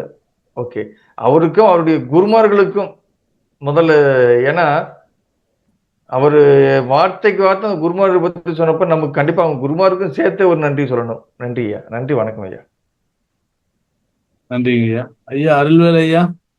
ஐயா வணக்கம் ஐயா. ஒரு வார்த்தை சொல்லிக்கிறேன் ஐயா. நான் பிருகுநந்தி நாட்டையும் ஐயாவுடைய இதெல்லாம் கேட்டிருக்கிறேன். அதை சொல்ல விட்ட பிரபாகரன் அவருடைய விஷயங்களையும் நான் கேட்டுருக்கேன். அதையும் நான் பயன்படுத்திட்டு, நாடி முறையும் நான் படிச்சிருக்கேன். நாடி முறையும் நான் பயன்படுத்திட்டு தான் இருக்கேன். ஓகே, நன்றிங்கய்யா. நன்றிங்க. நன்றி. கோபி ராமமூர்த்தி சார், சபையில எல்லாருக்கும் நமஸ்காரம். அருமையா இருந்தது இன்னைக்கு கிளாஸ், அருமையா இருந்தது சார். Thank you sir. ஒண்ணுதான், நீங்க இந்த ஜாதகம் போட்டு காமிச்சிங்க இல்லையா, அகம் புறம்னு, அது ஒரு ட்வின்ஸோட ஜாதகத்தை எடுத்து அதை நீங்க காமிச்சிருந்தீங்கன்னா கொஞ்சம் சந்தோஷமா இருந்திருக்கும். ஏன்னாக்கா இப்போ வந்து எங்கன்னாக்கா இந்த பிரச்சனையே எங்கன்னா இந்த கேபியே வந்து ட்வின்னுக்காக தான் போக வேண்டியதா இருந்தது. ட்வின்ஸ்ல பிறந்தாக்க அந்த ட்வின்ஸ் ஜாதகத்தை எடுத்து நீங்க ஒரு அனாலிசிஸ் பண்ணி காமிச்சிருந்தீங்கன்னா கொஞ்சம் சந்தோஷமா இருந்தது சார். அதுதான் என்னுடைய ரெக்வஸ்டா இருக்கு. ஓகேங்க, ரொம்ப நன்றி ஐயா. என்கிட்ட இருக்குது, ட்வின்ஸ் ஜாதகம் இருக்கு. நான் அதை யோசிக்கவே இல்லை. இந்த அகம்புறம், திருமணம், பொருளாதாரம் இதை வந்து சொல்றதுக்கு தான் முயற்சி பண்ணேன். எனக்கு அந்த ட்வின்ஸ் ஒரு தடவை நீங்க போட்டு காமிச்சீங்கன்னா, ஏன் உங்களுக்கு கல்யாணம் ஆகல? ஒரு பையனுக்கு கல்யாணம் ஆயிடுச்சு, ஒரு பையன் கல்யாணம் ஆகல. 7 வருஷம் ஆச்சு, இது வரைக்கும் கல்யாணம் ஆகல. இத மாதிரி நிறைய கேசஸ் இருக்கு. அதை நீங்க கொஞ்சம் டிஃபரன்ஷியேட் பண்ணி காமிச்சிருந்தீங்கன்னா கொஞ்சம் நல்லா இருந்திருக்கும். எப்படி பாக்கணும்னு தெரிஞ்சிருந்திருக்கும். ஐயா என்கிட்ட இருக்கு, ட்வின்ஸ் ஜாதகம் இருக்கு. ஆனா உடனடியாக அதை இப்ப பதிவிடுறதுக்கு கொஞ்சம் வாய்ப்பு இல்லை. அதை எடுக்கணும். எடுத்து ஜாதகத்தை எடுத்து அதை நான் உள்ள கரெக்ட் பண்ணி உள்ள கொண்டு வர்றதுக்கு சாத்தியம் இல்லை. இருக்கு சார், ரொம்ப போட்டு சரிங்க, தரலாம். பார்ட் டூ போட்டுடலாம் சார். சார் ரெக்வஸ்ட் பண்ணுங்க, பார்ட் டூ போட்டுடலாம். ஐயா மனசு வைக்கிறோம். இன்னும் டீப்பா உள்ள போலாம், அதுல எந்த மாற்று கருத்துமே இல்ல. ஆமாங்க, ஒரு பார்ட் டூ கொடுத்துருங்க நீங்க. அப்போ இப்போ கண்டிப்பா கொடுக்கலாங்க. ட்வின்ஸ் ஜாதகம் இருக்கு. பண்ணுவோங்கய்யா. இம்பார்ட்டன்ஸ்ங்கிறது ரொம்ப வரும்போது முக்கியம். டீட்டெயிலாவும் பண்ணலாம். ஆமா சார், இம்பார்ட்டன்ஸ்ங்கிறது ரொம்ப ரொம்ப இன்னைக்கு நன்றி சார், அவசியமா ரொம்ப இருக்கு. நன்றி. ஓகே. அதையும் நம்ம கொடுக்கலாம். அதுவும் ரொம்ப அவசியமா இருக்கு இந்த காலகட்டத்துக்கு. அதையும் கொடுக்கலாம் சார். ரைட் ரொம்ப சார். நன்றி சார், ரொம்ப நன்றி. அருமையா இருந்துச்சு. நன்றி சார், நன்றி sir. Right sir. Thank you Gopi sir. Thank you. அடுத்து லக்ஷ்மி மேடம். நமஸ்காரம் சார். அம்மா நீங்க அன்மியூட் பண்ணிட்டு பேசலாங்கம்மா. கேக்குறதா சார்? கேக்குறதா சார்? கேக்குறதுமா? பேசலாம். நமஸ்காரம், எல்லாருக்கும் நமஸ்காரம். உங்களுக்கு நமஸ்காரம் வெங்கடேஸ்வாமி சார். நமஸ்காரம் உங்களுக்கு சார். எல்லாருக்குமே நமஸ்காரம் சார். எனக்கு இந்த 1, 3, 5, 7 அறம் 2, 4, 6, 8, 10, 12 பொருள் சொன்னது புரிஞ்சுது. இப்ப அறவும் பொருளுமா நமக்கு வந்திருக்கு. இப்போ 1, 3, 5, 7, 9, 2, 4, 6, 8 வரும்போது மிக்சடா வரும்போது நீங்க சில இடத்துல பொருளை விட்டுருக்க. 6, 8 விட்டு 1, 3, 5, 7 மட்டும் எடுத்திருக்க. சில இடத்துல பொருளை விட்டுருக்க. அது எங்க நம்ம ஸ்கிப் பண்ண எங்க எடுக்கிறது எனக்கு புரியல சார். ஓகேம்மா, அருமையான கேள்விதான். ஆ. அதாவது நம்ம பாசிட்டிவான விஷயத்தை மட்டுமே நீங்க சொல்லியிருக்க, நெகட்டிவ் பத்தி அதிகமா பேசல. Okay. அப்ப ஒரு பொருள் சார்ந்த பாவம் வரும்போது 2, 4, 6, 2, 6, 10 வந்துட்டா ஒரு மிக சிறப்பு. 2, 4 வந்தா சிறப்பு, 8, 12 தொடர்பு இல்லாம. ஆனால் 8, 12 தொடர்போட ஒரு இரட்டைப்படை பாவங்கள் வந்தால் அதில் அவர் சில சிரமங்களை படுவார். தடங்கள், தாமதங்கள், வலி, வேதனை அனுபவிப்பாருங்கிறது அர்த்தம்.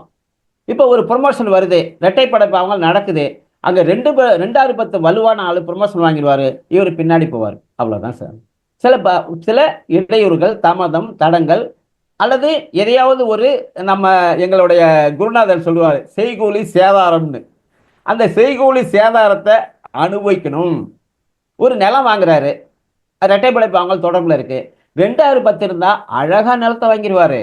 8, 12 இருந்தா அது கொஞ்சம் அந்த நிலத்தை வாங்குறதுக்கு அவர் சிரமப்படுவாரு அப்படின்னு எடுத்துக்கலாம். 4ஆம் பாவத்துல 8, 12 வந்தால் அந்த வீடு கட்டுவதற்கு கடன் வாங்குவாரு, அதுக்காக கொஞ்சம் அந்த கடை வாங்குறதுக்கு கொஞ்சம் செலவு பண்ணுவாரு. இப்படி எடுத்துக்கணும், இப்படிதான் எடுத்துக்கணும். 8, 12 எந்த இடம்லாம் வருதோ அங்கெல்லாம் அவர் சிரமப்படுவாங்க அப்படின்னு நம்ம எடுத்துக்கலாம். அப்ப அது கன்சிடர் பண்ணணும் இல்ல சார்? நம்ம அதை கன்சிடர் பண்ணணும் அப்படியே. கண்டிப்பா கண்டிப்பா கண்டிப்பா. நம்ம அங்க நமக்கு முன்னாடியே தெரிஞ்சிருச்சுன்னா ஒரு இழப்பு அந்த இடத்துல வருதுன்னு சொன்னா வேற வழி இல்லை, அவனுக்கு அந்த காசை கொடுத்தாதான் இந்த காரியம் நடக்கும். அதுதான் நம்ம ஜாதகம் காமிக்குது. அப்ப கொடுத்துட்டு வேலையை முடிங்க, அவ்வளவுதான். இதுதான் நமக்கு ஜோதிடம் காமிக்குது இல்ல. நான் சொல்லிடுவேன் சார், இந்த நிலத்தை ரிஜிஸ்டர் பண்ணும்போது நீங்க கொஞ்சம் யாருக்காவது கொஞ்சம் பணத்தை கொடுத்துட்டு தான் சார் பண்ண முடியும், வேற வழி இல்லை. கொடுத்தா உங்களுக்கு நல்ல ரிஜிஸ்டர் ஆகும், இல்லை ஆகாது அப்படின்னு சொல்லிடுவோம். வேற வழி இல்லை, அப்படிதான் காமிக்குது. ஒரு வேலையில சேரணும், சில பேர் நேரடியா இன்டர்வியூ அட்டன் பண்ணி வேலையில சேர்ந்துடுறாங்க. கேம்பஸ்ல செலக்ட் எத்தனையோ ஜாதகத்தை கேம்பஸ்ல செலக்ட் ஆகினான்னு கேட்டிருக்கேன். கேம்பஸ்ல செலக்ட் ஆயிடுவோம், சூப்பரா இருக்கும். ஆனால் சில பேர் காசை கொடுத்து வேலைக்கு போறாங்க, அதுக்கு தான் அங்க 8, 12 சில இழப்புகளை சந்திச்சு அதை அடைவது அப்படின்னு நம்ம எடுத்துக்கணும். உண்மையான பதிவு சார். இந்த பரிகாரம் கூட நம்ம பாரம்பரிய அந்த முறையிலுள்ள பரிகாரமே நம்ம சொல்லி கொடுக்கலாம் இல்லையா சார்? ஆமா ஆமா, உண்மை உண்மை உண்மை. அதான் நான் சொன்னேனே, ஓப்பனா சொல்லிட்டேனே. ரொம்ப ஆன்மீகம், ஜோதிடத்துக்கு ஆன்மீகம் ரொம்ப அவசியம். நம்ம சித்த புருஷர்கள் எல்லாம் ஆன்மீகம் ரீதியா ஞானவான்கள். இந்த இடத்துல ஒரு விஷயம் சொல்லிடுறேன், ஜோதிடர்கள் எல்லாராலையும் சரியான பலன் சொல்ல முடியல. பலன் குறையுது, சில பேர் கூடுது, இந்த பர்சன்டேஜ் குறையுது. அதுக்கு என்ன காரணம் அப்படின்னா ஒன்றும் காரணம் இல்லை சார், குறைதான் செய்யும். ஏன் என்று சொன்னால் இந்த ஜோதிடத்தை நமக்கு கொடுத்தவர்கள் ஞானவான்கள், சித்தர்கள், யோகிகள், ஞானம் நிலையில் இருந்தவர்கள். இந்த கிரக சஞ்சாரங்களை கண்ணை மூடிக்கொண்டு உட்கார்ந்து தியானத்தில் உட்கார்ந்து கிரக சஞ்சாரங்களை அறிந்தவர்கள் ஜோதிடர்கள், ஞானிகள். அப்ப ஒரு ஞான நிலையில் உணர்ந்த விஷயத்தை, ஞான நிலையில் அறிந்து நம்ம மக்களுக்கு கொடுத்த விஷயத்தை இன்று நாம் அறிவு நிலையில் ஆராய்கிறோம். அறிவுக்கு எல்லை உண்டு, ஞானத்துக்கு எல்லை கிடையாது. அதனால் யாரும் போய் அதை ரீச் பண்ண முடியாது. இதை புரிஞ்சுக்கணும், மக்களும் புரிஞ்சுக்கணும், ஜோதிடர்களும் புரிஞ்சுக்கணும். அப்ப என்னுடைய அறிவுக்கு நான் ஆராய்கிறேன், மற்றவர் எல்லாருமே அவங்கவுங்க அறிவுக்கு ஆராய்றாங்க. ஆனால் ஞான நிலையில் உணர்ந்த விஷயம் ஜோதிடம். யாரு ஞான நிலையில் உள்ள ஜோதிடர்கள் இன்னைக்கு இருக்காங்களா? எத்தனை பேர் இருக்காங்க? இருக்கக்கூடும். சித்தர்கள் இன்னும் நமக்கு கண்ணுக்கு தெரியாம நடமாடி கொண்டிருக்கிறார்கள். அவங்ககிட்ட எல்லாம் போயிட்டோம்னு வச்சுங்களேன், ஒரு பிரச்சனைக்கு அவங்க கட்டத்தையும் பார்க்க மாட்டாங்க, ஒன்றும் பார்க்க தீர்வு சொல்லிடுவாங்க. அப்படி பார்க்கும்போது இன்றைக்கு உள்ள ஜோதிடர்களில் கொஞ்சம் ஆன்மீகத்தோட சேர்ந்து ஒட்டி வர்ற ஒரே ஜோதிடர் நான் வந்து பொன்னையா சாமியில தான் சொல்லுவேன். அவர் பலர்கிட்ட வந்து சித்தர்கிட்ட ஒரு தீட்சை வாங்கியிருக்கிறாரு. அவர் சொல்ற பரிகாரம் அனைத்தும் கோயில் சார்ந்த பரிகாரம் தான் சொல்லுவார். அத மாதிரி நம்ம யாராலையும் எந்த ஜோதிடராலையும் 100% ரீச் பண்ணுறது வாய்ப்பே இல்லை. ஏனென்றால் ஜோதிடம் ஞான நிலையில் உணரப்பட்ட விஷயம். நாம் அறிவு நிலையில் ஆராய்கிறோம். அறிவுக்கு எல்லை உண்டு, ஞானத்துக்கு எல்லை இல்லை. அவ்வளவுதான். ஓகே சார், நன்றி. நன்றி சார். நமஸ்காரம். நமஸ்காரம். நன்றி சார்.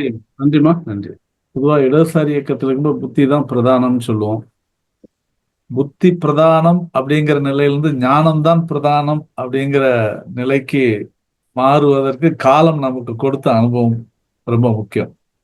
கார்ல் மார்க்ஸ்ல ஒரு தத்துவம் இருக்கு, ஒரு கொட்டேஷன். ஒரு தத்துவம் மனிதனுக்கு வெற்றிடமாகும் போது இன்னொரு தத்துவம் மனிதனை ஆக்கிரமித்துக் கொள்கிறது. ஸோ உங்களுடைய புத்தி நிலை அப்படிங்கிற விஷயத்துல ஞான நிலைக்கு இந்த தத்துவமே சரியா பொருந்துன்னு நினைக்கிறேன்.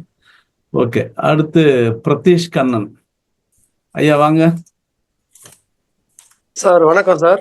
தளத்தில் உள்ள அனைவருக்கும் வணக்கம். ஐயா அவர்கள் வந்து சிறப்பா சொல்லை கொடுத்தாங்க, நல்லா இருந்தது, எனக்கு பிடிச்சிருந்தது. அதுல கிருஷ்ணமூர்த்தி பத்ததி அந்த சிஸ்டத்துக்கும் பாஸ்கரா சிஸ்டத்துக்கும் உள்ள டிஃபரெண்ட் என்ன சார்? ரெண்டுமே ஒண்ணுதானா இல்ல ரெண்டுலயும் கொஞ்சம் வேறுபாடு இருக்காங்கிற மட்டும் தெளிவா கொஞ்சம் சொன்னா நல்லா இருக்கும் ஐயா. ஓகே சார், அருமையான கேள்வி. அதாவது சார், கிருஷ்ணமூர்த்தி பத்ததி சார் ஐயா வந்து பாவம் முனை சப்ளாட வந்து அவர் வேறுபடுத்தி காமிச்சார். சப்ளாடோட அவருக்கு அப்புறம் போல திரும்ப பாரம்பரியத்துக்கு தான் வந்துட்டார். ஒரு டிஃபரன்ஸுக்கு, ஒரு லக்னத்தை வேறுபடுத்தி காமிப்பதற்கு அவர் சப்ளாட வந்து பயன்படுத்தினாங்க.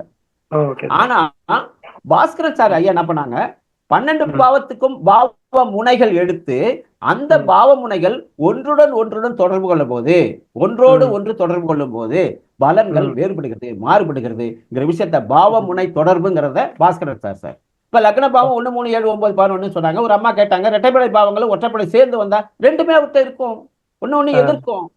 அவ்வளவுதான். அந்த பாவமுனை தொடர்புகளை கொடுத்தது பாஸ்கர் ஐயா அவர்கள். Okay sir, okay sir. Thank you sir. Thank you sir. நன்றி சார். நன்றி Pratheesh Kannan sir. Okay sir, thank you sir. ஐயா அருள்வேல் ஐயா. சார் வணக்கம் சார். ஐயா வணக்கங்க ஐயா. வணக்கம் ஐயா. முதல் கூப்பிட்டு இருந்தேன். ஆமாங்க சார், அதுக்குள்ள ஜாதம்பா கால் பண்ணிட்டாங்க. சரிங்க, சரி. அவருக்கு ஐயாவோட பேச்சு கேட்க முடியாம போச்சு. நல்லா ஆரம்பத்துல இருந்து நல்லபடியா கொண்டு போனாரு. எனக்கு முழுமை கேட்கிற பாக்கியம் இல்லாம போச்சு. அடுத்த அந்த யூடியூப்ல போய் அதை நான் கேட்டுட்டு கேட்கறீங்க. சரிங்க, சரிங்க. ரொம்ப சந்தோஷம் சார். இவர் பேர் நம்ம குருராம சுப்பையா பையன் வெங்கடேசன் வந்திருக்கிறாருன்னு நினைக்கிறீங்க. வெங்கடேசன் ராம சுப்பையா பேசுறாரா? இருக்காங்க ஐயா, இணைப்புல இருக்காங்க ஐயா. ஐயா இருக்காங்க ஐயா. நன்றிங்க. வெங்கடேஷ் இணைப்புல இருக்காங்க ஐயா. நல்லதுங்க சார். வணக்கம் ஐயா. நல்லதுங்க, நன்றிங்க, நன்றி. அல்லூர் ஐயா கூட இருந்தாரு. ஆமா, அல்லூர் ஐயா இருந்தாங்க. அவங்க சிக்னல் அப்பப்போ கட் ஆயிருது, இப்ப இல்ல. ரைட், நன்றிங்கய்யா. அடுத்து லக்ஷ்மிதாஸ் சார் வாங்க. ஐயா வணக்கங்க ஐயா. ஐயா வணக்கங்க ஐயா. சொல்லுங்க, பேச கேட்கலாம். வணக்கங்க ஐயா. வகுப்பு நல்லா இருந்துச்சுங்கய்யா. ஆல்ரெடி கேபி முறையில் நம்ம ஜிகேயோட புத்தகத்தை படிச்சு பார்த்து பண்ணிட்டு தான் இருக்கிறோம். சில சந்தேகங்களை இன்னைக்கு ஐயா எடுத்த வகுப்புல அந்த சந்தேகங்கள் நிவர்த்தியாச்சு. ஐயா அந்த அந்த வேதங்கள் வந்து நல்லா இருக்குது, விளக்கங்கள் ப்ரொடெக்ஷன் கொடுக்கறதும் அருமையா இருக்குதுங்க ஐயா. ரெண்டாவது கேபி அப்படின்னா ஐயா சொன்ன மாதிரி எல்லாம் கடின பயந்துட்டு ஓடிட்டு இருக்கிறோம். பட் இப்ப கிட்டத்தட்ட 2 வருடங்களாக அந்த கேபி லைன்ல தொடர்புகளை பார்த்துட்டு இருக்கும்போது சில சந்தேகங்கள் இன்னைக்கு அதற்கு நிவர்த்தி கிடைச்சிச்சு. அருமைங்கய்யா. இதுக்கு வாய்ப்பு கொடுத்த ஐயா அவர்களுக்கும் சீனி அவர்களுக்கும் நன்றி, வணக்கம். நன்றிங்கய்யா. நன்றி, நன்றி, வணக்கம். நன்றி, நன்றி. உமா மேடம். சீனிவாசன் சார், இன்றைய சிறப்பு நிகழ்ச்சி, சிறப்பு உரை கொடுத்த, அதாவது அடாது மழையிலும் விடாது கிடைக்கும் புயல், ஜோதிட புயலா இன்னைக்கு எங்களுக்கு கொடுத்துருக்கீங்க சார். ரொம்ப ரொம்ப நன்றி. இந்த கேபி ஜோதிடத்துல சில நுணுக்கங்கள் இருந்தது, அதை வந்து எப்படி டைரக்டா அந்த 2 ஜாதகத்தை வச்சு ரொம்ப அழகா புரிய வச்சாரு sir. Thank you so much sir. 2 பேருக்கு ரைட், நன்றிங்கம்மா, நன்றி. செந்தில்குமார் சார். சார் வணக்கம் சார். சார் நான் இப்ப பாரம்பரிய ஜோதிடம் ஒரு 4-5 மாசமா தான் படிச்சுட்டு வரேன். ஜோதிடத்துல இவ்வளவுதான் அனுபவம் இருக்கு. இப்ப கேபியை பத்தி நான் தெரிஞ்சுக்கணும் அப்படின்னா எந்த புக்கு சார் வாங்கி படிக்கலாம்? எதை ரெஃபர் பண்ண முடியுங்களா? சொல்லுங்க. Okay sir, okay sir. சிறப்பு. வாங்க. இன்னைக்கு வந்து பார்த்தீங்கன்னா ஒரு விஷயத்த சொல்லணும்.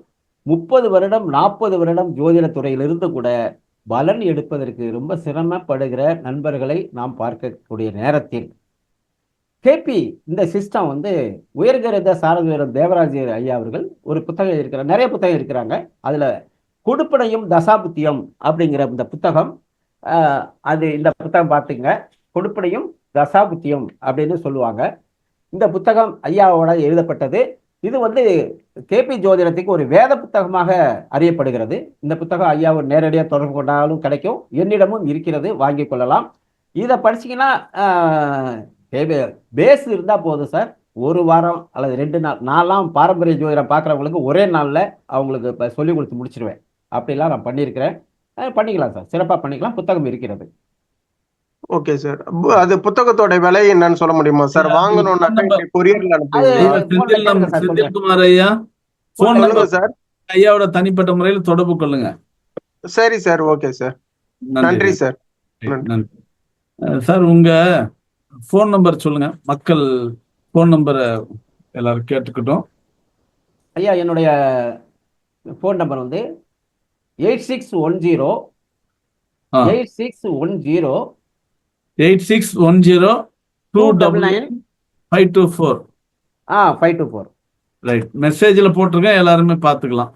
ஓகேங்க. அப்புறம் நம்பரை நோட் பண்ணிட்டு ஐயாவோட தொடர்பு கொண்டு பேசலாம். புத்தகம், சாஃப்ட்வேர் எதுவாக இருந்தாலும் பேசலாம். ஐயா நீங்க ஆரம்பத்துல ஒரு ஒற்றுமை சொன்னீங்க, உங்களுக்கோ எனக்கோ ஒரு ஒற்றுமை இருக்குன்னு, அதை கொஞ்சம் சொன்னீங்கன்னா சந்தோஷமா இருக்கும். நானும் இடதுசாரி இயக்கத்திலிருந்து வந்தவங்க தாங்க ஐயா. ரொம்ப சூப்பர். ரைட். தீக்கதிர் பத்திரிகையோட துணை ஆசிரியராக இருந்தவர். ஆஹா ஆஹா ஆஹா, உடம்பு சிலுக்குது சார். மாணவ பருவத்தில் இருக்கும்போது சென்னையில இந்திய மாணவர் சங்கத்தினுடைய சென்னை மாவட்ட செயலாளராகவும் சூப்பர் சார். மாநில துணைத் தலைவராகவும் இருந்தவர். Okay okay okay. நீங்க எப்படி சீர்திருத்த திருமணம் பண்ணீங்களோ அதே மாதிரி நானும் சீர்திருத்த திருமணம். அன்றைக்கு இடதுசாரி இயக்கத்துல மிக பிரபலமா இருந்த அருமை தலைவர் விபி சிந்தன் அவர்கள் தலைமையில, சூப்பர் சார். மதுரையில என் வரதராஜன் அவர்கள் தலைமையில திருமணமும் சென்னையில ரிசப்ஷனும் நடந்துச்சு. போதும், இந்த விவரங்கள் போதும். பின்னால் தேவைப்பட்ட விவரமா கண்டிப்பாங்க ஐயா. ஐயா என்னுடைய திருமணம் நீங்க தீக்கர்னு சொன்னோன்னா நான் சொல்லணும். தீக்கருடைய துணை ஆசிரியர் இருந்தாரு, உங்களுக்கு தெரியும், பரமேஸ்வரன், வி பரமேஸ்வரன். ரொம்ப நல்லா தெரியும். அவரு தலைமையில தான் சார் என்னோட திருமணம் நடந்தது. திண்டுக்கல் பரமேஸ்வரன். ஆமா சார், ஆமா சார். அவரு தலைமையில என்னோட திருமணம் நடந்தது. நல்ல நண்பர். எங்களுடைய ஆசிரியர் குழுல அவங்களும் இருந்திருக்காங்க. கண்டிப்பா சார், கண்டிப்பா. அதான் தீக்கரி சொன்னோன்னா அதுக்காக உங்களுக்கு சொன்னேன். ரைட்டுங்க, நல்லதுங்க. ரொம்ப சிறப்பு, ரொம்ப சந்தோஷமா இருக்கு நீங்க சொல்லும் போது. ரைட், நல்லதுங்க. நிகழ்ச்சியை இதோட நிறைவு பண்ணிக்குவோம். மீண்டும் அடுத்த வாரம் இதே போன்றதொரு மற்றொரு நிகழ்ச்சியில் சந்திப்போம். அதுவரை ஸ்டார் அகாடமியின் சார்பில் இன்றைய சிறப்புரை நிகழ்த்திய ஐயா அவர்களுக்கும் பங்கேற்ற அனைவருக்கும் நன்றியும் வணக்கத்தையும் தெரிவித்துக் கொள்கிறோம். புயல், மழை, சென்னை சுற்றியுள்ள பகுதிகளில் இருக்கிறவங்க கொஞ்சம் கூடுதல் கவனமாக இருக்கணும்னு கேட்டுக்கிறோம். ஏற்கனவே ஸ்டார் அகாடமி அன்பர்களுக்கு அவங்களுடைய தளத்தில் போட்டிருந்தோம். மதிப்பிற்குரிய தனியாச்சலம் ஐயா அவர்களுடைய நேர்முக வகுப்புக்கு திட்டமிடப்பட்டிருந்தது. ஒரு நாள் இலவச வகுப்பு, திதி யோகம் கரணம் சம்பந்தமா. ஸோ சென்னையில பல போக்குவரத்துகள் வர முடியல. அதனால இந்த வகுப்பு தள்ளி வைக்கப்பட்டிருக்கிறது. ஆன்லைன்லயும் பண்றதாகவும் நேர்முகமா பண்றதாகவும் இருந்தோம். ஏன்னா நேர்முகம் நிறைய சீட்டு ஃபுல் ஆயிடுச்சுன்றதுனால நிறைய பேர் ஆன்லைன்ல புக் பண்ணியிருந்தோம். ஸோ எல்லாருக்குமான கூடுதல் தகவல், நாளை சென்னையில் நடைபெற இருந்த தனியாச்சலம் ஐயாவுடைய திதி யோகம் கரணம் வகுப்பு மழை மற்றும் புயல் காரணமாக ஒத்திவைக்கப்படுகிறது. ஏன்னா புயல் நாளைக்கு தான் கரையை கடக்கிறதா சொல்லியிருக்காங்க. ஒரே நேரத்தில் 2 புயலுங்கிறது ஆகாது.